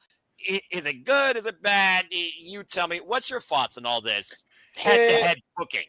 It's petty bullshit because Triple H can't stand the fact that AEW beat him in the ass in the ratings all those years ago. He is still as petty as he was back in the 2003 era. Sorry, like when you see this shit, there's no other way to see it. The optics look like shit here. I don't get why you feel the need to constantly step on AEW's dick like this. It doesn't make sense. You are fine. You are making money. Focus in-house. You got enough problems in-house. This is the same shit we told AEW back in 2023 to 2024. Stop focusing on the competition. Focus on your shit in-house. They have finally done that, right? And now here we are, and it's like the complete opposite fucking direction. It's so wild to me. Like, just stop focusing on the competition because you're insecure because shit's going well for them. Or as well as they could be. To your point, James, earlier, though, Triple H is the guy behind the pen and paper. Nick Khan's the guy that books the venues. I don't know what Triple H is saying. Triple H has the fucking pull to tell Nick Khan to fucking where to book. I'm not convinced that it ain't a fucking team job, right? It's like everybody that says Mercedes Moné isn't booking, brother, and you completely neglectfully just say, oh yeah, Jennifer Peppermint is also there for Mercedes. But she's not booking. It's fine. Like it's the same fucking principle. It's like he has the pull to talk with the management. You know what I mean? Like I'm not convinced that it's not a team effort there. That's TKO at the end of the day. Exactly, and it's like ever since Mania, it's been a fucking slippery slope downhill for some reason, and it's just like I go back to what I said in like 2023. It may have been 2024. I don't know. Everything has been a blur. Why the fuck can't both major companies in the United States, I guess you could say all three because I'll even throw TNA in there, just do fucking well without having to worry about what the other one is doing and bitching about them and trying to steal market share or have a stranglehold on their fucking market share? Just why are they doing that? It makes your company look bad. It makes the industry look worse. You constantly feed into this bullshit tribalism online when you do shit like this. Why are we doing it? You're not helping when you do this shit.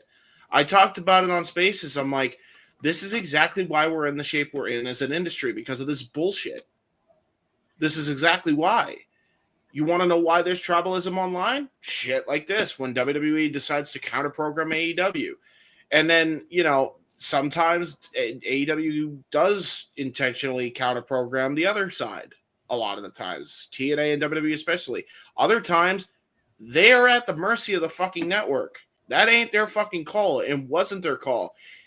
Hence why they got out of the exclusive media rights deal and doubled their fucking profit in their TV rights deal in the first place so they wouldn't have to go through that shit again.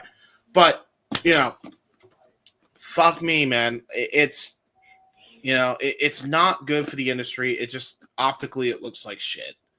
Just worry about your shit. That's it. It's not a hard concept. We can fucking have both. If I want chocolate and vanilla, let me have fucking chocolate and vanilla. Stop making people fucking choose with their goddamn wallet and then fucking fuel these other idiots that feel like they're getting paid by a fucking company to be like, you should go to this one. You should go to this one. Who gives a shit? I want both. Stop making me choose. Right, and it also doesn't help for the people who want to actually, travel to go see those shows as well, making them having to choose. Yeah, exactly. And like the other thing is too, right? Let's call a spade, right? They're counter programming. Well, if we book an AEW Evolution or if we book a WWE Evolution show, then they have to choose that over All In. Did you forget that you released like half your fucking women's roster and made an ass out of yourselves because of how you made those women feel, especially Shotzi Blackheart? Well, now they got 3 extra women from NXT. They got the Triple A women's division, and they might have the Glamour Rod made to fill in the space. But the point is, who cares? You have shown you don't care about the division, so why are they going to care about a one-night pay-per-view as opposed to All In fucking Texas? It depends. They ain't switching plane tickets over to Atlanta. Well, I mean, the jury is out whether or not people can afford a jet.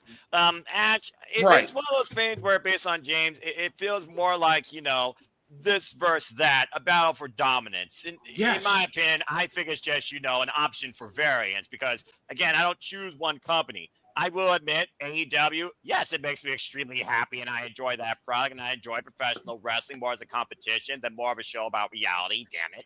But at the end of the day, fans are their own design. But what do you think about more and more of this counter booking measures, it feels like, particularly by WWE and AEW? Coincidence, convenience, pettiness, or at the end of the day, simply just business? It's a combination of everything because I get it, it's a bit like they're in a business and sometimes you're gonna have to be like petty towards each other. It's ridiculous. Well, I mean, to be fair also to your point, there's only so many days out of a week also. Exactly. And continue. Yeah. Unless you're Scott Steiner, then there's 9 days out of the week. And we don't talk about that. And then Bully had to record them. There's only 7 days out of the week. Hey, man, what you talking? I'm the big bad boy day. Anyway. If there was another day in the week, time would end as we know it. Continue, Ash. The only people that this is hurting right now is not just it's just the people who want to go to all the shows in-house because us at home watching this, we can have everything because the way I see it is if you're watching, because when you're at home, if I post shit like this all the time on Twitter. If you're a WWE fan, you're going to watch the WWE show. If you're an AEW fan, you're going to watch the AEW show. If you're a fan of both, watch the one that interests you the most first, and then watch the other one at a different time. Exactly. Yep. I will say also, to add to everything you just said, there is one group of people that will benefit from this. It is going to be the content creators.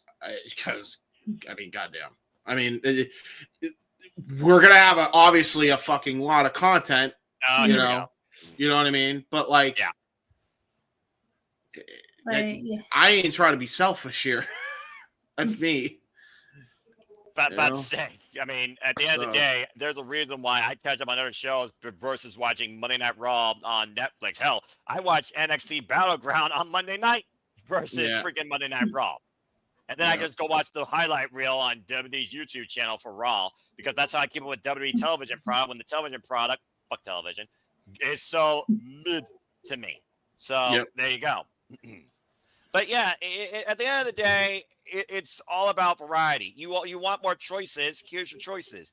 You can't get everything all at once. Otherwise, you literally go into friggin' sensory overload. Okay, you don't have to be like somebody staring in a security room late at night at the mall, just looking for somebody or something to happen here, just to watch everything all at once. To Ash's point, there's a monitor, here's a TV, here's an iPad, here's a phone. That's 4 different screens. So there were 4 different shows at the same time. if you're crazy enough, you could watch that. Now, at one point, I was like that, but like I said, I've learned since then. I've learned to take it easy in both my approach towards reactions, commentary, and even my outlooks on how I watch things in wrestling, and it's helped me tremendously. Hell, right now, they got Collision on. I'm not even watching it. I'm doing this for JJ because I'm supporting a friend, but at the end of the day, I'm going to watch Mina Shirakawa versus Sky Blue and the qualifiers for Final Fest tomorrow. I also got Best Super Juniors Finals coming up here literally in a few hours. And after this, I might go to bed and watch that or get up late just to watch the finals of that. As of course, that sets up Dominion. At the end of the day, everyone has a choice how you approach this business, whether you're hardcore, whether you're casual, whether you're just a tune in for one particular company, or whether you're just a gager for the biggest shows from any company. It's all about perspective. So at the end of the day, I think it just comes down to the fact there is more options in the variety than ever when you got such a quantity in the quality of talent in this business at such a young age. Hello, Izzy Moreno. It's something beautiful to see with how much wrestling has flourished, despite the fact that it might be getting caught-locked by freaking WWE trying to buy out every smaller promotion, global organization. And yeah, that might be a fear for all we know, but for right now, we have no control over that. We're not in that business portfolio. We know we got choices. We know that one company's not being stranglehold so far by another. TNA, jury is out. But at the end of the day, you have options. I will say this about the day coming up too. All In versus NXT Grand Mega Bash versus Evolution. Straight up, I ain't missing All In for the world. Damn it. At least not live. All right. Exactly. So thank you for that, Emmanuel, and I look forward to calling that, whether it's with James, Walter, or our Canadian friend, Ash. Again, subscribe. Don't be a dickhead. Be part of Barry's Army today. Become a young punk. That's for you. All right, let's go ahead and look at the other super chat we got so far. And unless someone else has any other questions after this, I think that literally might conclude things shorter than a Monday Night Raw. Again, don't get used to this, folks. I am not used to doing this shit. Emmanuel said, unless the people want it, because Lord knows, unlike Cody Deaner, I'm the people's choice. I will literally do what the people say because things I do for friends. All right, let's go ahead and talk about this. Should someone else beat Cena over Cody? And if so, who? I think that's too soon to say, personally, Emmanuel, but James kind of dissected what he thinks of the John Cena humor so far, and the fact that Money in the Bank, title's not being defended, not neither world champions being defended. We got Logan Paul and John Cena taking on Jey Uso and Cody Rhodes. I got to imagine it's going to be the main event of Money in the Bank, but basically what happens to the men's Money in the Bank, could get a new champion or could get another failed cash-in since the men's Money in the Bank's gone down in quality so heavily. That being said, Bull Wave, hello. Hey, what's up, Hammers? That is Hammers, by the way. That's Hammers? Oh, nice. Yes. It's been a while since I've heard that guy. Hope he's doing well. So, fun fact, he actually works for TKO Group Holdings Bull Riding Federation. Really? Yes. Yeah. So I've noticed those, by the way, on WWE's YouTube channel at times, because I know TKO has a bit in that. Yeah, so there you go. Just a little tidbit there for you. I don't know if that's a bad thing that I said that, Hammers. I'm sorry if it was, but I thought you that might was have literally cool. exposed him. Corporate espionage. No, he's talked about it in private before. He should be fine. Well, anyway, Ash, let's get your initial thoughts on this. John Cena's heel run. That James kind of dissected it and gave his thoughts on it. What do you think as far as the approach goes? Who should be the one to maybe, if you got a person right now you think that should be the one to do it? And what have you thought of it actually so far, to the degree? What do you think about this swerve where he's not defending the title? He's in a tag team main event alongside Logan Paul. I mean, it sucks that he's not defending the title, but at the same time, with the way the story was building, it kind of makes sense storyline wise. I was like, who has WWE built up right now to take the title from Cena?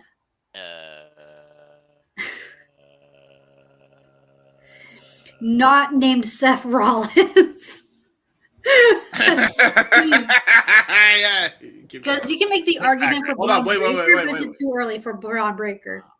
I was gonna say he should have kept it going. Well, wait a minute. Hold on. I think I got an idea. Give me a second.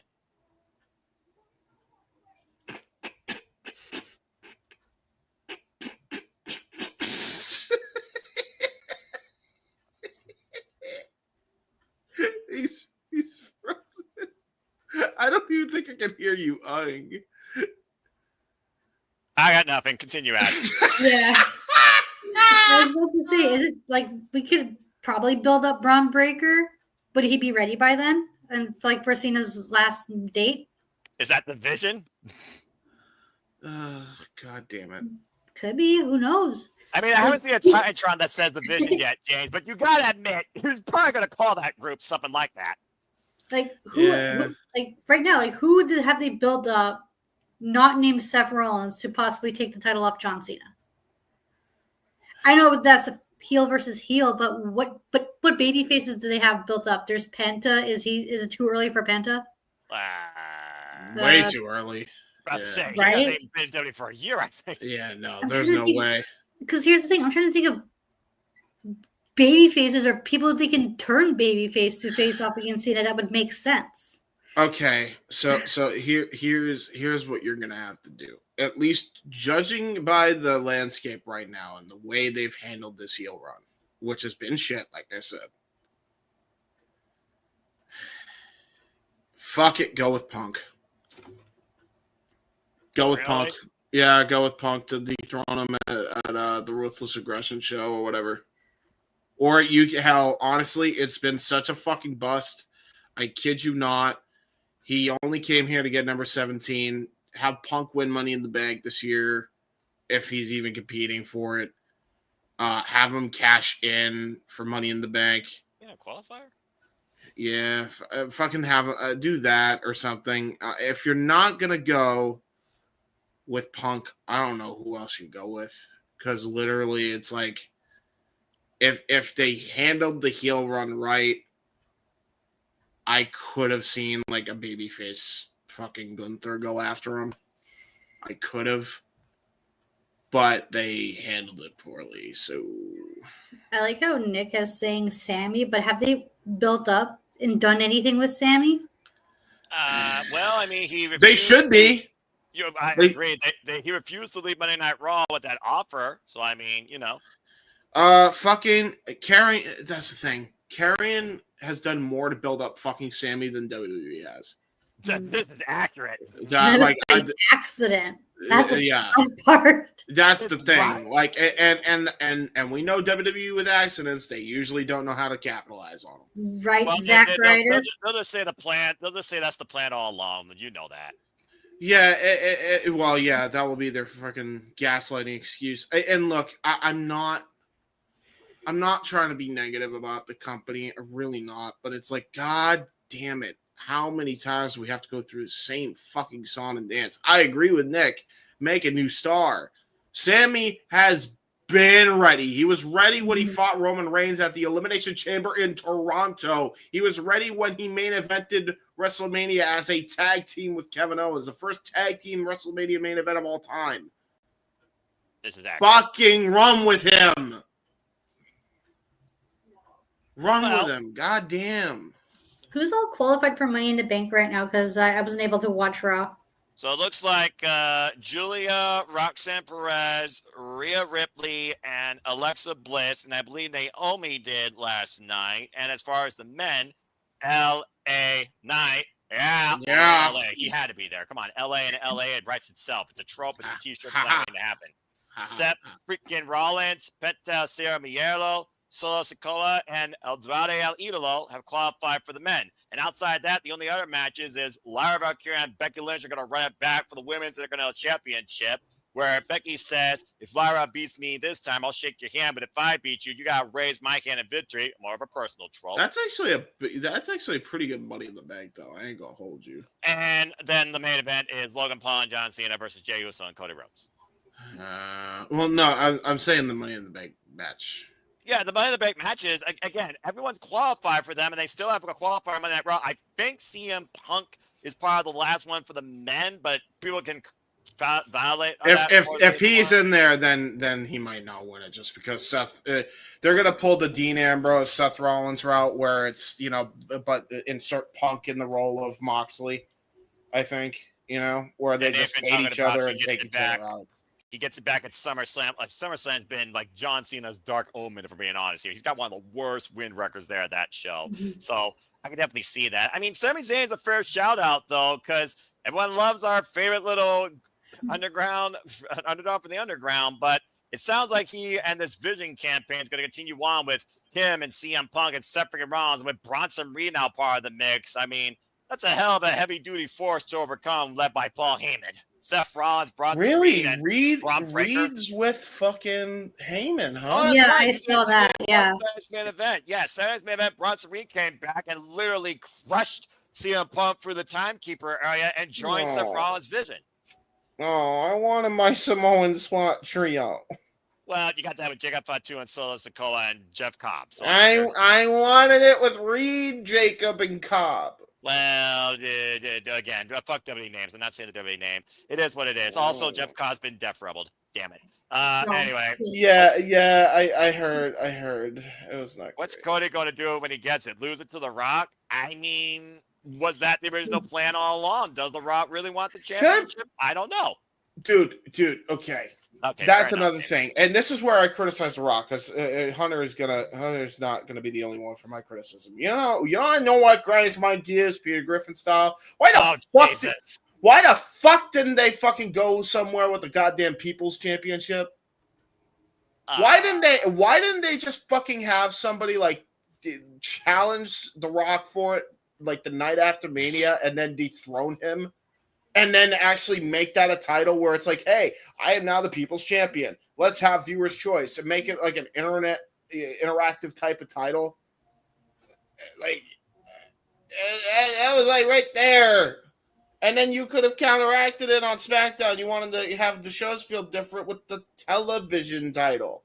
I don't know. Like, I hate when there's like such a good idea and then they just like, nah, we ain't gotta do that. That's fair. All right. Well, that being said, I think we pretty much covered everything. But before we wrap this thing up, believe it or not, the original host was not here for the entire duration of the Shenanigans. Ladies and gentlemen, I am finally getting out of this chair and handing over the closer remarks to the original moderator of the Shenanigans, the Renegade of Wrestling, JJ Williams, representing Chase U, has finally arrived for what will soon be how we conclude as he gets himself prepared. And to Nicholas' point, yeah, we don't need more titles. Right. I mean, this is the biggest trouble at WWE and AEW. And I think right now, if you count the titles, industry-wise, WWE has the most championships, including Evolve. By the way, congratulations to the first Evolve Women's Champion. What's her name? Anyway, again, I don't watch Evolve. Callie Armstrong. Yeah, you would know. You would know. All right. I would. Yeah. Anyway, hello, JJ. Glad to hear you, Avatar man, representing Chase University. Still not accredited, but how are you? I'm okay. Well, that's good. That's all that matters. All right. Well, looks like he came in perfectly for another topic, one of his favorites. What's on Charlotte B.O. selling Julia? Oh, yeah. I don't think Charlotte's done that spot before, so it looked pretty bad. Yeah, I think Ashley might be a little bit beyond her season, just saying. Yeah. I'm not sure what else to say about that. Hey, look. JJ, what do you want to say about your favorite Charlotte Flair? I didn't see SmackDown, so I didn't see it. So there you go. So, oh yeah, that's right. You're on the. Oh wait. Are you unable to watch SmackDown, or is it just like you're one of those like? You don't have the time, like yeah. Just shit came up yesterday. I was exhausted. I haven't slept good the last couple nights. Okay, fair enough. Yeah, get some rest, bro. That's the part I'm concerned. Yeah, wow. Yeah, I don't even know why. Wait, where are you right now? I'm still at work. I just clocked out. I'm waiting for rates to come down on the Uber so I can get home. That's fine. I mean, we did go through the topics. Do you want to give them real quick before the Uber comes, or while the Uber is on its way? Yeah, feel free to. The Uber isn't on its way yet. I'm waiting for prices to drop. Was there anything that you want to talk about or give your thoughts towards either of the topics you just suggested with WrestleMania location or the glamour of maybe coming to WWE imminent? Well, I think it sucks that it's being pulled from New Orleans. I think everyone needs to not get all worked up about it going back to Vegas again. While it is a odds-on favorite, and the report is that they're looking to almost do a residency there, which I'm not opposed to because, you know, number one, you think of Vegas, you think of residencies. And number two, out of the 41 WrestleManias, I'd say a good 75% of them have been, you know, from Texas East and out of my general neck of the woods. So a little selfish for me. It's about time we had a decent run of West Coast Manias. Hey, nothing out there in California. I guess Las Vegas your next best bet. I'm pissed because our whole marketing campaign for Walter is fucking shot. No. It's actually better if you think about it. Oh yeah, because he's moving to. Oh, that's right. He's moving to fucking California. Isn't Yeah, he? he's moving to California. Why are we showing all the graphics? Because I mentioned Walter and Noah. Yeah, he's doing the subscribe thing. But it's a bit of messaging. But it makes it better because when it was New Orleans, it was pretty much unwritten, I think, that he was going to pick me to go. But now that it's Vegas and Vegas is so close to me, the heavy push is to get Noah there. Oh, here we go. So we can get Noah lit and laid, and I can just afford my own way there. God, we're still on that trope. Get the 33-year-old virgin laid in Las Vegas. Jesus Christ. I mean, hey, listen. Aren't there movies about that? Like, seriously, it sounds like a sitcom. I'm a sitcom guy now. You're always a sitcom guy. You don't realize how funny you are sometimes. Oh, here we go. Hold you, bro. I mean, I did broke James earlier, JJ, so I guess he's got a point. Anyway. What the fucking hell? Just put me on a freaking TV screen as a plug graphic now. The freaking Simpleman sitcom. I'm not Simpleman sitcom. Oh, that's good. See, there we go. I like that. Yeah, market myself. Coming soon to TBS. It can be the new lead into Dynamite, the Simpleman sitcom. I mean, it works. You already got a jingle for me for when I show up. So. Well, yeah, but you're our Canadian friend. I mean, it just goes along. I don't need a jingle. Exactly. So when she comes into the scene on your sitcom, hey, everybody, look, it's our Canadian friend, Ash. You don't hear laughter from the audience. Fucking dude. Fucking Noah. I will say, if Noah goes after or goes before AEW on TBS, it's better than the Big Bang Theory. That's debatable. Big Bang gets some of the best ratings on cable. I will say this. I'm part of the problem. I like watching The Big Bang Theory. It's my comfort show. I watch the reruns. I used to feel the same way until I realized they completely faked their crowd noises. Well, they do that for almost every sitcom, though. That's a sitcom trope. Well, keep in mind, you're talking to a dude who literally grew up with the fucking 70s show where that was actually like they aired that in front of a live studio audience. Yeah, that's fair. So like, sitcoms do that anymore. Fair enough. Like the era of Drew Carey show, Seinfeld, like shit like that. Whose line is it anyway? See, I grew up with Fresh Prince of Bel-Air, Family Matters, Cheers, The Nanny, those type of shows. So George Lopez show. Don't look that big again, laughter. Anyway, I get what he's saying.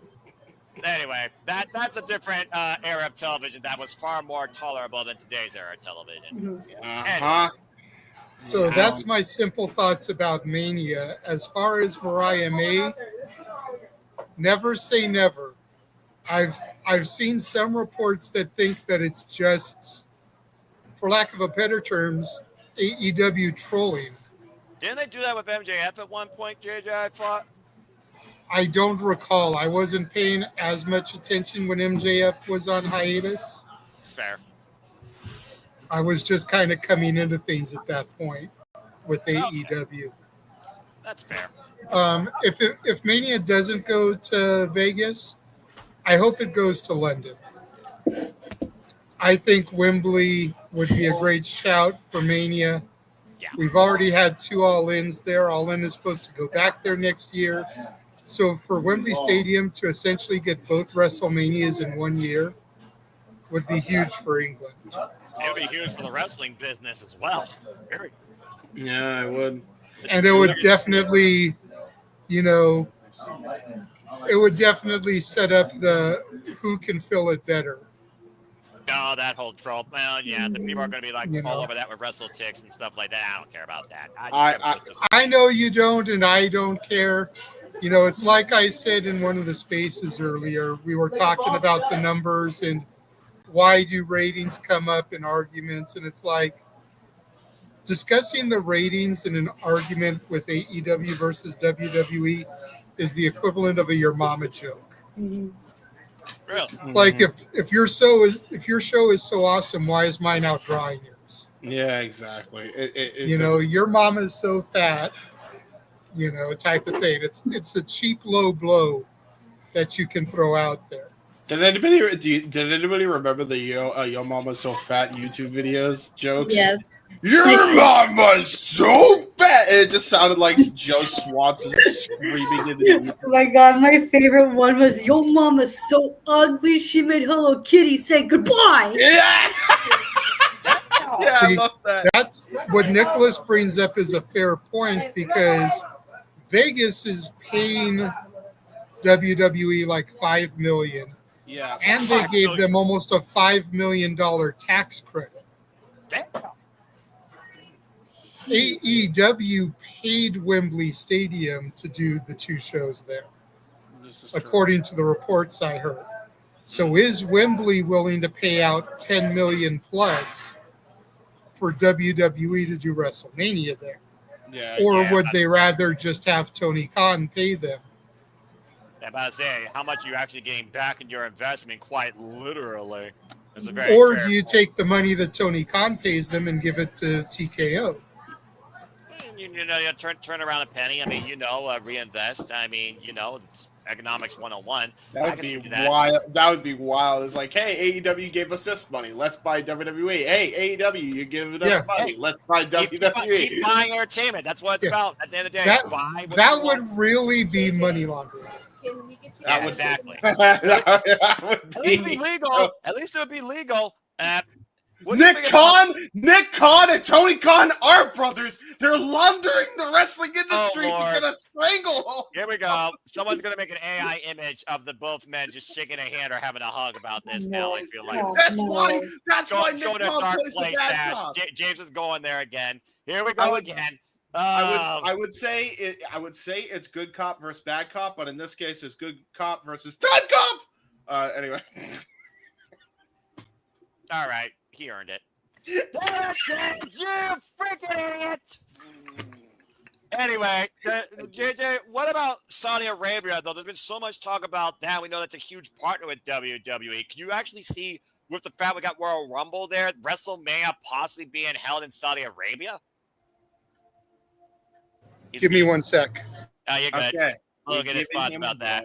And Ash, for all we know, Canada might finally get another WrestleMania if Pat McAfee isn't there. I would not be okay with that.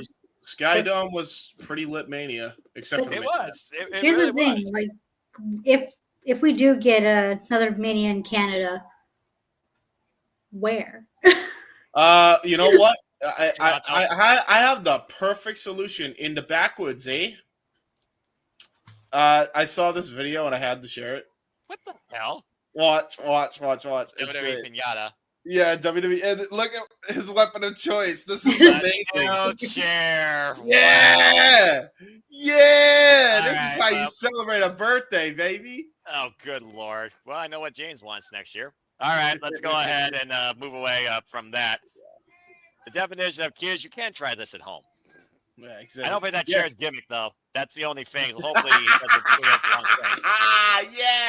Yeah. I don't think it is either. That's pretty good. Oh, good lord.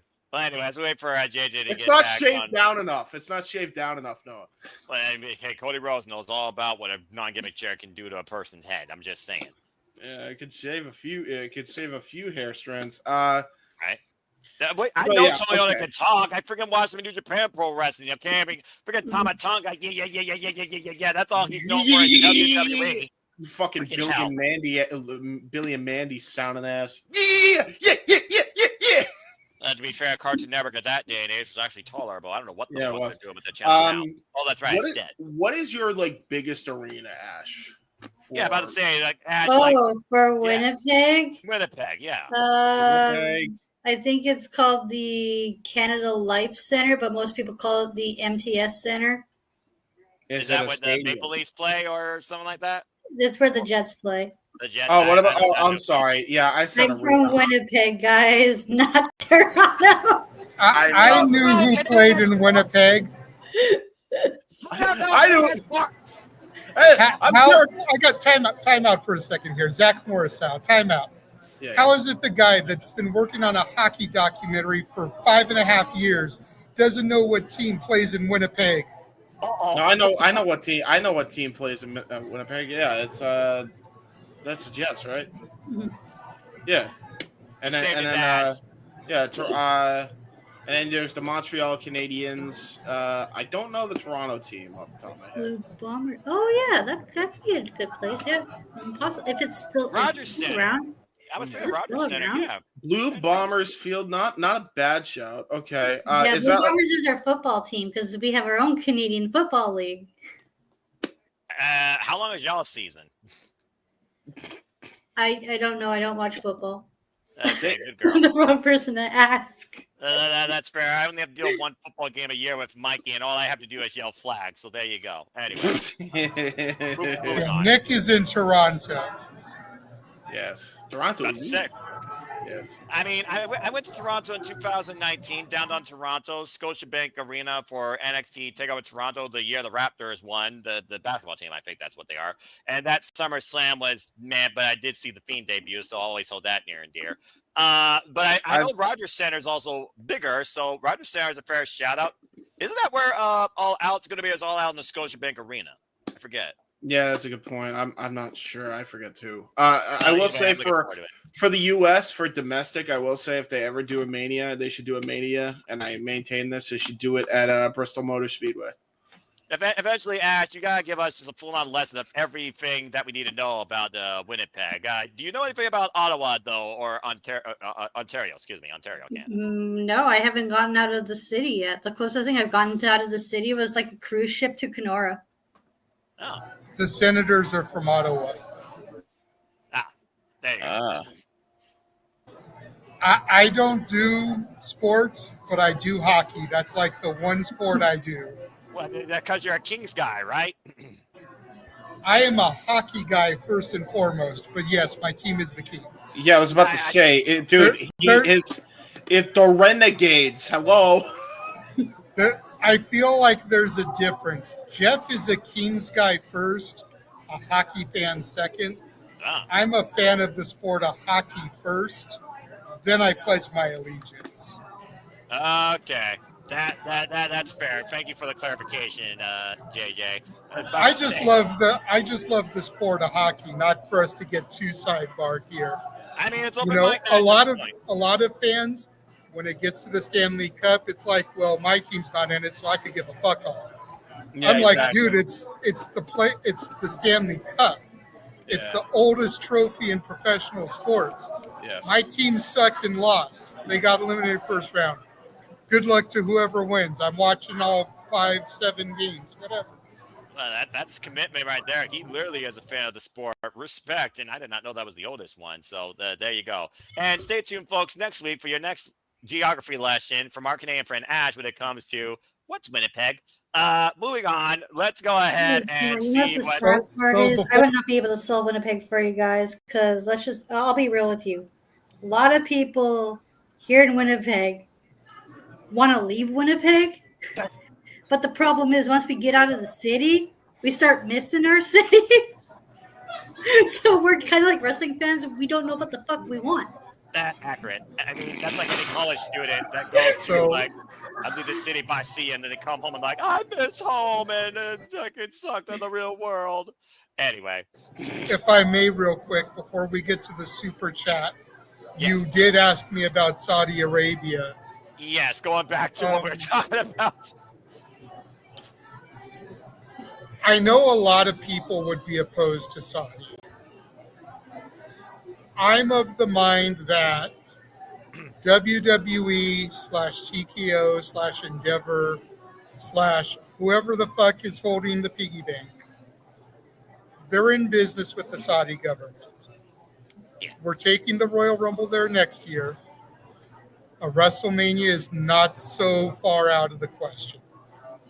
Yeah. Will it be next year? No, they're not going to give them the Rumble and Mania in the same year. Hell no.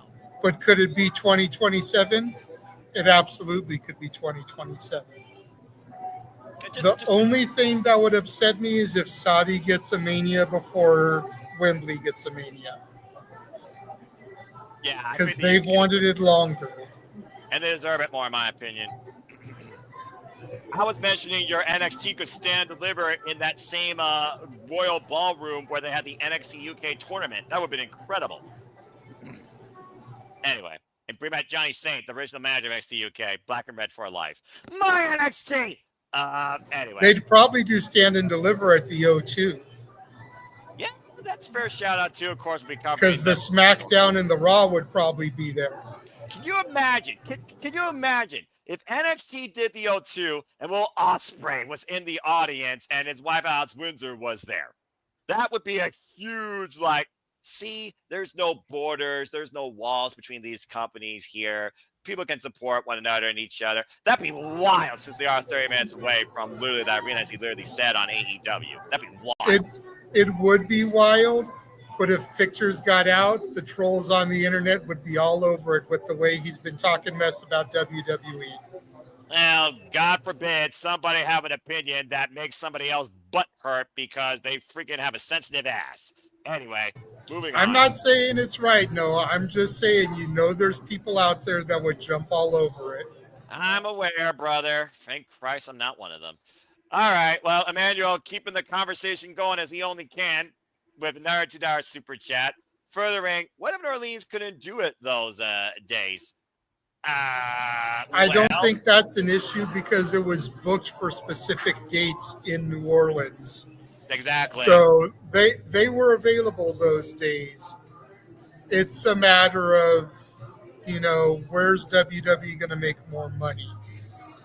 Yeah, the fight capital of the world where TKO basically is sitting out from. For all we know, this is a tease of finally building a performance center in Las Vegas. WWE might literally turn Las Vegas into WWE City. Well, that's not too out of the realm of possibility. There was talk about a year ago of another performance center opening up there because of the UFC Apex and all the stuff that's in Vegas. Either opening another performance center or relocating the PC to Vegas. So turning Vegas into a WWE town really isn't out of the realm of possibility. Yeah, especially when your city is only one freaking street. Just saying. Just turn the strip into every. That is a complete misconception. Las Vegas is friggin' huge. The strip is one street. Las Vegas is a huge city, and the strip runs for miles. Fair enough. I only know about the strip. I really thought it was just a one street town with a bunch of stuff off the side outside the red light district. Anyway, Las Vegas is huge. Take your word for it. Not that I'm ever going there. All right. Yeah, you will. Get Voltra up to 200 subscribers, folks. Will you stop that? Freaking L convention again. Subscribe. Do what La Princesa says. Subscribe. Get it? Got it? Bueno. Subscribe. But also subscribe here. Don't be a dickhead. All right. Well, that got Which, shout out to La Princesa, getting into the vlogging world. Just released her own video vlog today. Oh, nice. Going behind the scenes into the life of La Princesa. La Princesa. You know what? If you want to learn more about a wrestler, the actual person, go watch a vlog. The Inspiration once did it. Indy Hartwell still does it. And freaking The Glamour. Mariah May does it with Harley Cameron. There's a tag team you thought you never see. But anyway, let's go ahead and I think move on before Mano tries to super chat this thing any further. I think if no one else has anything further to say regarding any of the super chats, anything further said, or coffee and chicken situations, damn it, I think we're about ready to close this thing out. JJ, you missed some crazy shit courtesy of just, I say one thing and it goes off the damn rails because it's taken out of context. Yay. Let's go ahead and run our watch-along trailer one more time for the fine people here before we bid you all fine do it before somebody else tries to super chat us to another conversation oblivion. If you've just tuned in, know we are Suburban Studios and know we truly watch all the wrestling. You don't believe us? Check this out. Go ahead. And now for a taste of things to come.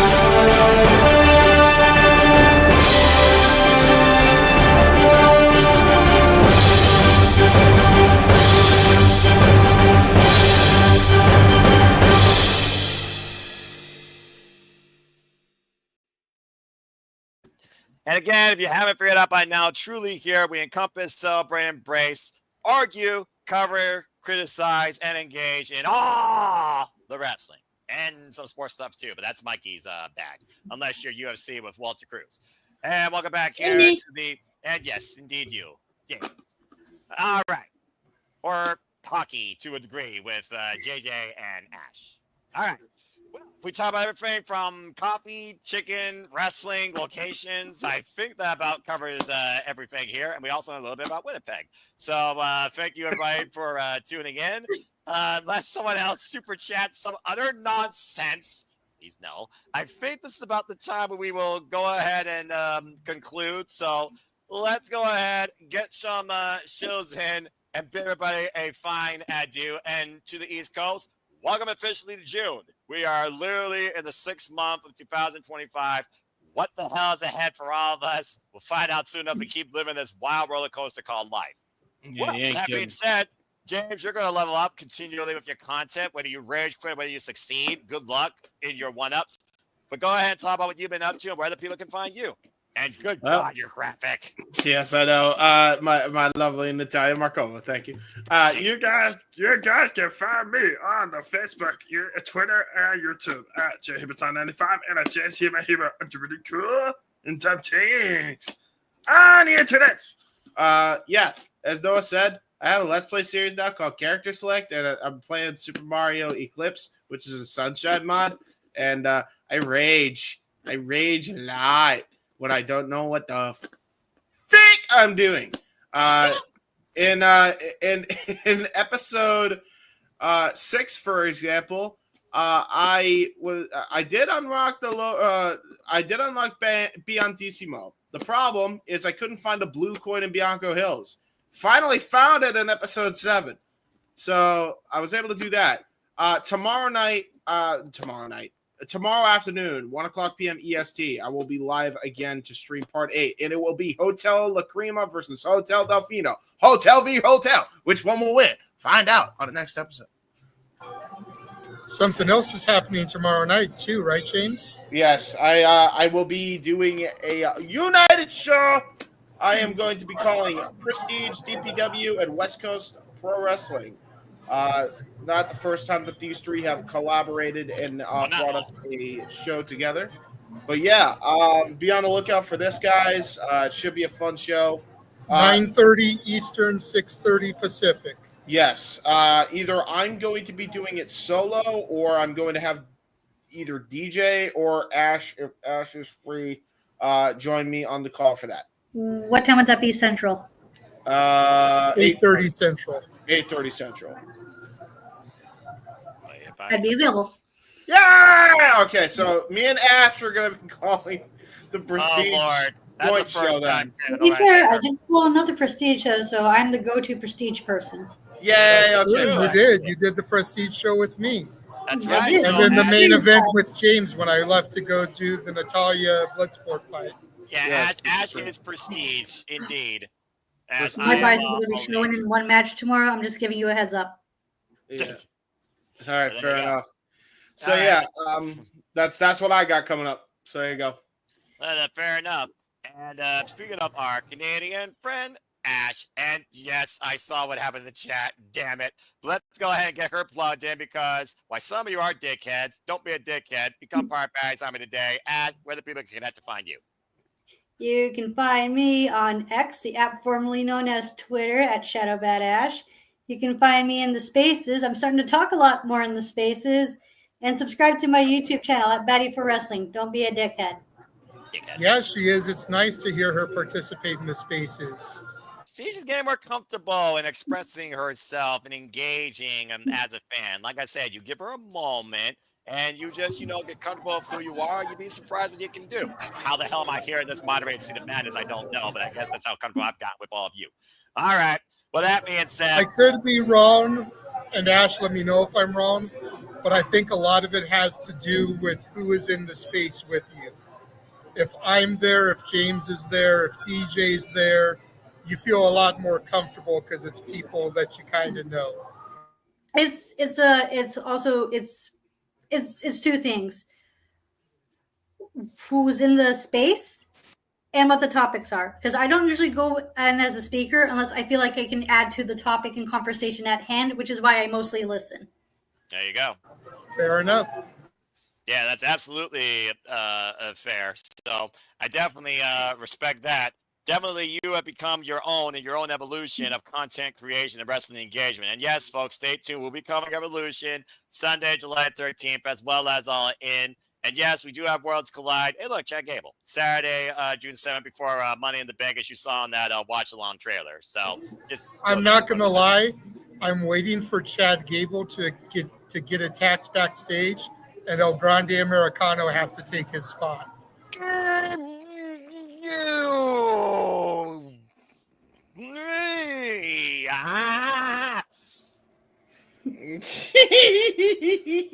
mean, it makes sense. I mean, how else are you going to find a way to get El Grande Americano on the show? I'm surprised he doesn't have a spot on the show. Yeah, that's rude to me, man. Greatest luchador of all time, and you don't have a spot for him on the biggest crossover show of all time for Lucha Libre. Give me a break. Yeah, that's no bueno. That's no bueno. No bueno. No bueno. It's not good. This is the thing. Chad Gable's alter ego is not in action. Goes along. Not Chad Gable's alter ego. Wait, we have seen them in the same place at the same time. $2 super chat from Emmanuel before we get to JJ and my plugs, the ones that have spearheaded this thing in its existence and pre-existence. Reasons why Karen is not in action. Oh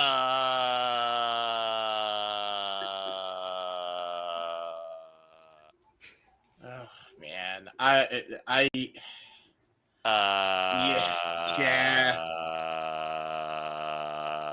got nothing. Yeah, me too. Yeah, the fact that they didn't even put him in a Money in the Bank qualifier is beyond El Stupido. Yeah, it's about as dumb as not having the greatest luchador El Grande Americano on the AAA show. Exactly. Well, one's more justified, but anyway, Karrion Kross, I mean, for all he said about, WWE and saying that he's not disgruntled, I think hindsight's 2020 there.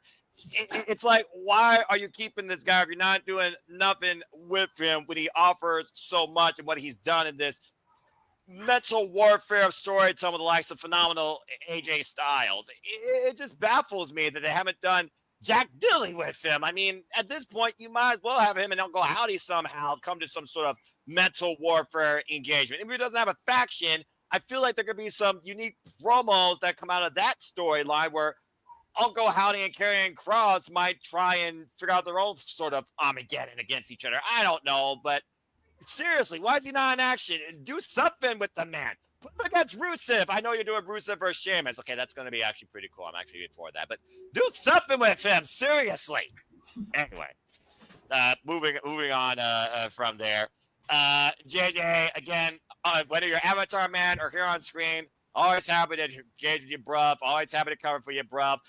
I don't know if this is going to become more of an ongoing thing, despite conversations. I know I'm doing this at least 2 more times to do for that more, folks. And if, again, the people's choice, I'm not Cody Deaner. If the people want me more in this moderated seat of madness when need be, I'll try my best. Anyway, James. Anyway, I fear my future. If he's already not busy, he can talk about his graphic. This is the best shot ever, Mercedes Monet. I don't care what anyone tells me. JJ, go ahead and talk about your stuff if you want. You can find me on X at ROWJJ Williams and Casa D18 Studio. Casa D18 Studio is where I host and participate in the spaces. Of course, subscribe to the Casa D18 Studios on YouTube, and you can find me on Instagram, the Renegade JJ Williams.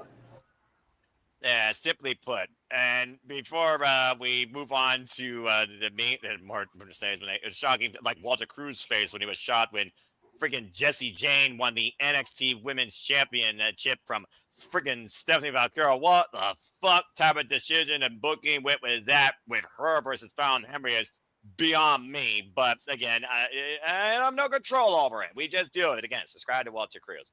And you know what? Fuck it. Real quick. It's his brand, damn it. JJ, what was your... Yeah, anybody that was going to get the belt from Stephanie Vaquer was going to be a downgrade. Unless it was Jordan Grace. That's true. But the rumor is that Stephanie's going to Raw and Jordan is going to SmackDown. So you look at the rest of the roster there, anybody that wins the title is going to be considered a downgrade. What do you think about Ricky Saints losing the NXT North American Championship to Ethan Page and possibly being also fast back to the main roster? I think that's exactly what it is. I think he's getting called up. I've also heard rumors that they want to put the belt on Javon Evans, and they needed to put it on a heel to do it because they don't want to turn Ricky yet. So look for Javon to possibly walk out of Worlds Collide with the title. Yeah, so you talk about people being called up from NXT to Raw and SmackDown. Do you think the Glamour enters NXT first if she goes to WWE? I don't know. I don't think she needs to. I think she can definitely go straight to the main roster. I mean, shit. They dated with Jade Cargill, and as much as I love that, you know what, Mariah May is levels above Jade. Accurate. That's so, accurate. And if they put Mariah on NXT and they give her the title, you run into the same problem. Anybody that takes it from her is going to be looked at as less than. Yeah. You're actually with champion. It's nothing more of a transitional at this point. This is why I was opposed to putting the titles onto Stephanie and Julia in the first place. Because if y'all remember, I said I saw them getting drafted and called up this year. Nailed it. And Julia's already on SmackDown. And in Money in the Bank. And now Stephanie is going to be on Raw coming Monday in a Money in the Bank qualifier. Yeah, she's not losing. Stephanie is not losing that match. There's no way. All right. Fair enough. Well, thank you, JJ, for that closing thought. Always something to say regarding his NXT. Something! And the reason I said... And I don't mind JC. I don't mind JC because I feel like she's transitional. I have a feeling it's going to get moved to either Fallon with some infighting in the Fatal Influence, We saw that already. or it's going to move to Miss Parker. Miss Parker. She's a tweener. I don't know, but I do think she's due for a title run. I can see her getting the IC Women's North American Championship first, honestly, though. I mean, again, the jury's out who's going to take that from Soruka, though, because she's been quite a champion. All right. Fair enough. Okay, anyway. Folks, you want to engage with me more? I'm barely social as it is. I'm not even on Spaces yet, but I do have a phone with a working speaker, so maybe one day at 3 o'clock when I'm not working, I might surprise you all once I figure out how the hell that works. We'll see. Again, I'm not very conversative unless I'm pushed, to say the least. And again, you want more on the Spaces, follow them each week with James, with JJ, with our Canadian friend Ash, with DJ, and more. The Spaces, courtesy of the Sidlow Studios, in and out, Walter Cruz, every day, so much more, and then some. But engage with me if you choose, then Fox 916 for all things wrestling. I lead Sleep Predicting, anything but, quite literally. And, of course, I track prediction leads for WWE, NXT, AEW, TNA, and, of course, coming up soon, ROH, as we have Supercard of Honor and Death Before Dishonor officially announced as the per usual of the trifecta. I gotta imagine they're going to end once again with Final Battle. And again, literally, I'm not very social, but I always will remind you, just your life into professionalism too. It's truly as simple as that. With that being said, somehow we've reached the limit of a Monday Night Raw this episode, and I gotta say I'm impressed with everybody here, even Avatar Man, who came in late, and to the chat as well. So I think that's about it. So stay tuned for what's ahead this week with Sleep Predicting, Money in the Bank, as well as our coverage of both Money in the Bank and World's Collection. You guys believe that's literally this coming Saturday? On the same day. It's going to be a fun day, to say the least. And of course, Wednesday night, we have Fighter Fest. We'll see who Kenny Omega defends the International Championship with and what else gets made, maybe towards official, for AEW All In, as a summer blockbuster is going to set the stage as well in the coming weeks. It's going to be a fun June, to say the least, for all of us here. And if we're crazy enough, hell, we might even cover Dominion. We're not going to cover Best of Junior's Finals because, as you know, it's in a few hours. But good luck to your Japanese young punk, Kosei Fuza, as he takes on Yo in the finals in Ota. And that will be 5:30 a.m. Eastern Standard Time today. I swear to God, Fujita wins the tournament, because if not, I'd be like, what the fuck was the point of him having the Ichiban Sweet Boys lose the title if Fujita's not going to fucking win the tournament? Well, the jury's out as one tries to make history and the other one tries to win for the first time. So, again, it's a first-time final. Both men are justified. So, we'll see soon enough. But, again, we'll find out soon enough if Direct Drive can outlast a Japanese young punk. I can't speak. I'm tired. All right. So, we'll see what happens soon enough. And, again, folks, stay tuned. So much more fun. So much more coverage. So much more. Real quick for you, Noah. How would you feel if the junior, Yo won the tournament? Like, you know, with the junior heavyweight, one half of the junior heavyweight tag team? Well, I mean, again, he beat a Desperado, so there's that. So, I mean, he's justified for a title match. He's the ROH TV champion. Nick Wayne, I mean, there's that as well. And Nick Wayne lost to Kevin Knight. I think Kevin Knight's going to face him for that. And again, we're going to get a lot of previews for Dominion. I'm fine either way because at the bottom line, House of Torch is not involved. So that makes me happy. So at bottom line, as long as House of Torch is not involved, I'm happy. That's the bottom line. And Charles saying hello to both Ash and JJ. Again, everyone always loved here. All right. Well, that being said, let's go ahead, everybody, and find that do. As again, Ash, go watch it. You know I'm going to watch it. And then we'll figure out whether or not we're going to cover Dominion with our crazy asses on June 15th. So stay tuned, folks, for more on that. But that's it for now. So, again, everybody that's on the East Coast, welcome to June. West Coast, you'll be in June soon enough. But for now, I'm the Seminole Foster, bidding you all a fine adieu. So in typical British game show fashion, let's go ahead and sign off.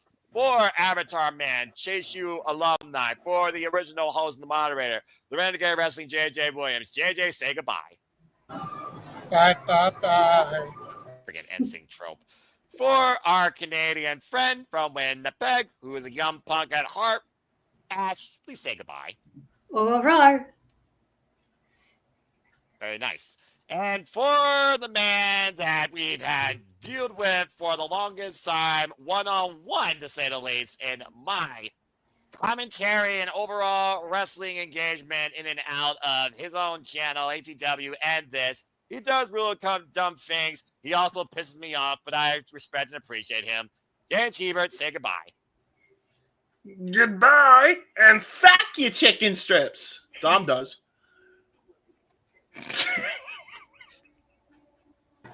Hey, speaking of chicken, how the hell is Roxanne getting that close to Dom with no fucking dipping sauces? I agree. It's a crime. It's a travesty. Especially since he has made it known in interviews that he loves ranch with his chicken tendies. Come on now. She should be bringing a big old jug of Hidden Valley Ranch along with that plate of chicken nuggets. That's what will make Dom turn on Roxanne. He'll make his decision because there was no ranch with the tendies.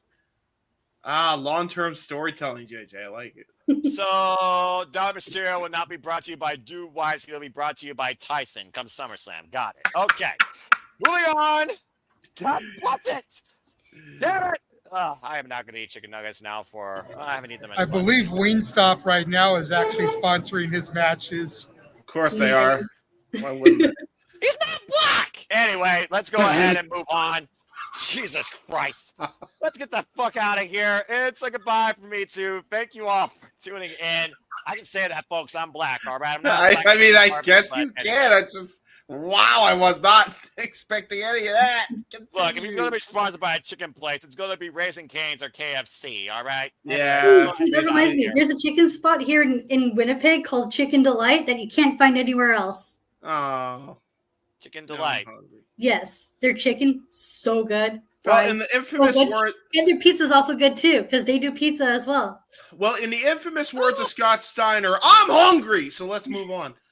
Yeah, I'm about to say, James, stay away from chicken. Go to DiGiorno's. And, folks, go to sleep. And freaking see you next time. Until next time, I'm the Cement Noah Foster. I hope I don't have to do this continuously because I don't know how much more of this I can handle. I'd rather just do the commentary. But until then, whether here, moderating, sleep addicting, calling wrestling, or somehow moderating for regular wrestling, JJ Williams. For all of you in the chat that I know to say goodbye to the regulars, Charles, to Meryl, Dominguez, that gave us more than enough super chat and extra conversation tonight and fuel the fire. And Nicholas, appreciate you. Safet, Nathan, Matt, everybody that's been involved here tonight. Ryan, thank you all once again for tuning in. I'm officially going to bed because God bless my headache. Make a positive impact in life. Have a good night. And thank you for tuning in once again to the Saturday Shenanigans. Have a good night, folks. I'm surrounded by fools that love chicken now, apparently. And coffee. Fuck is my life. Yes.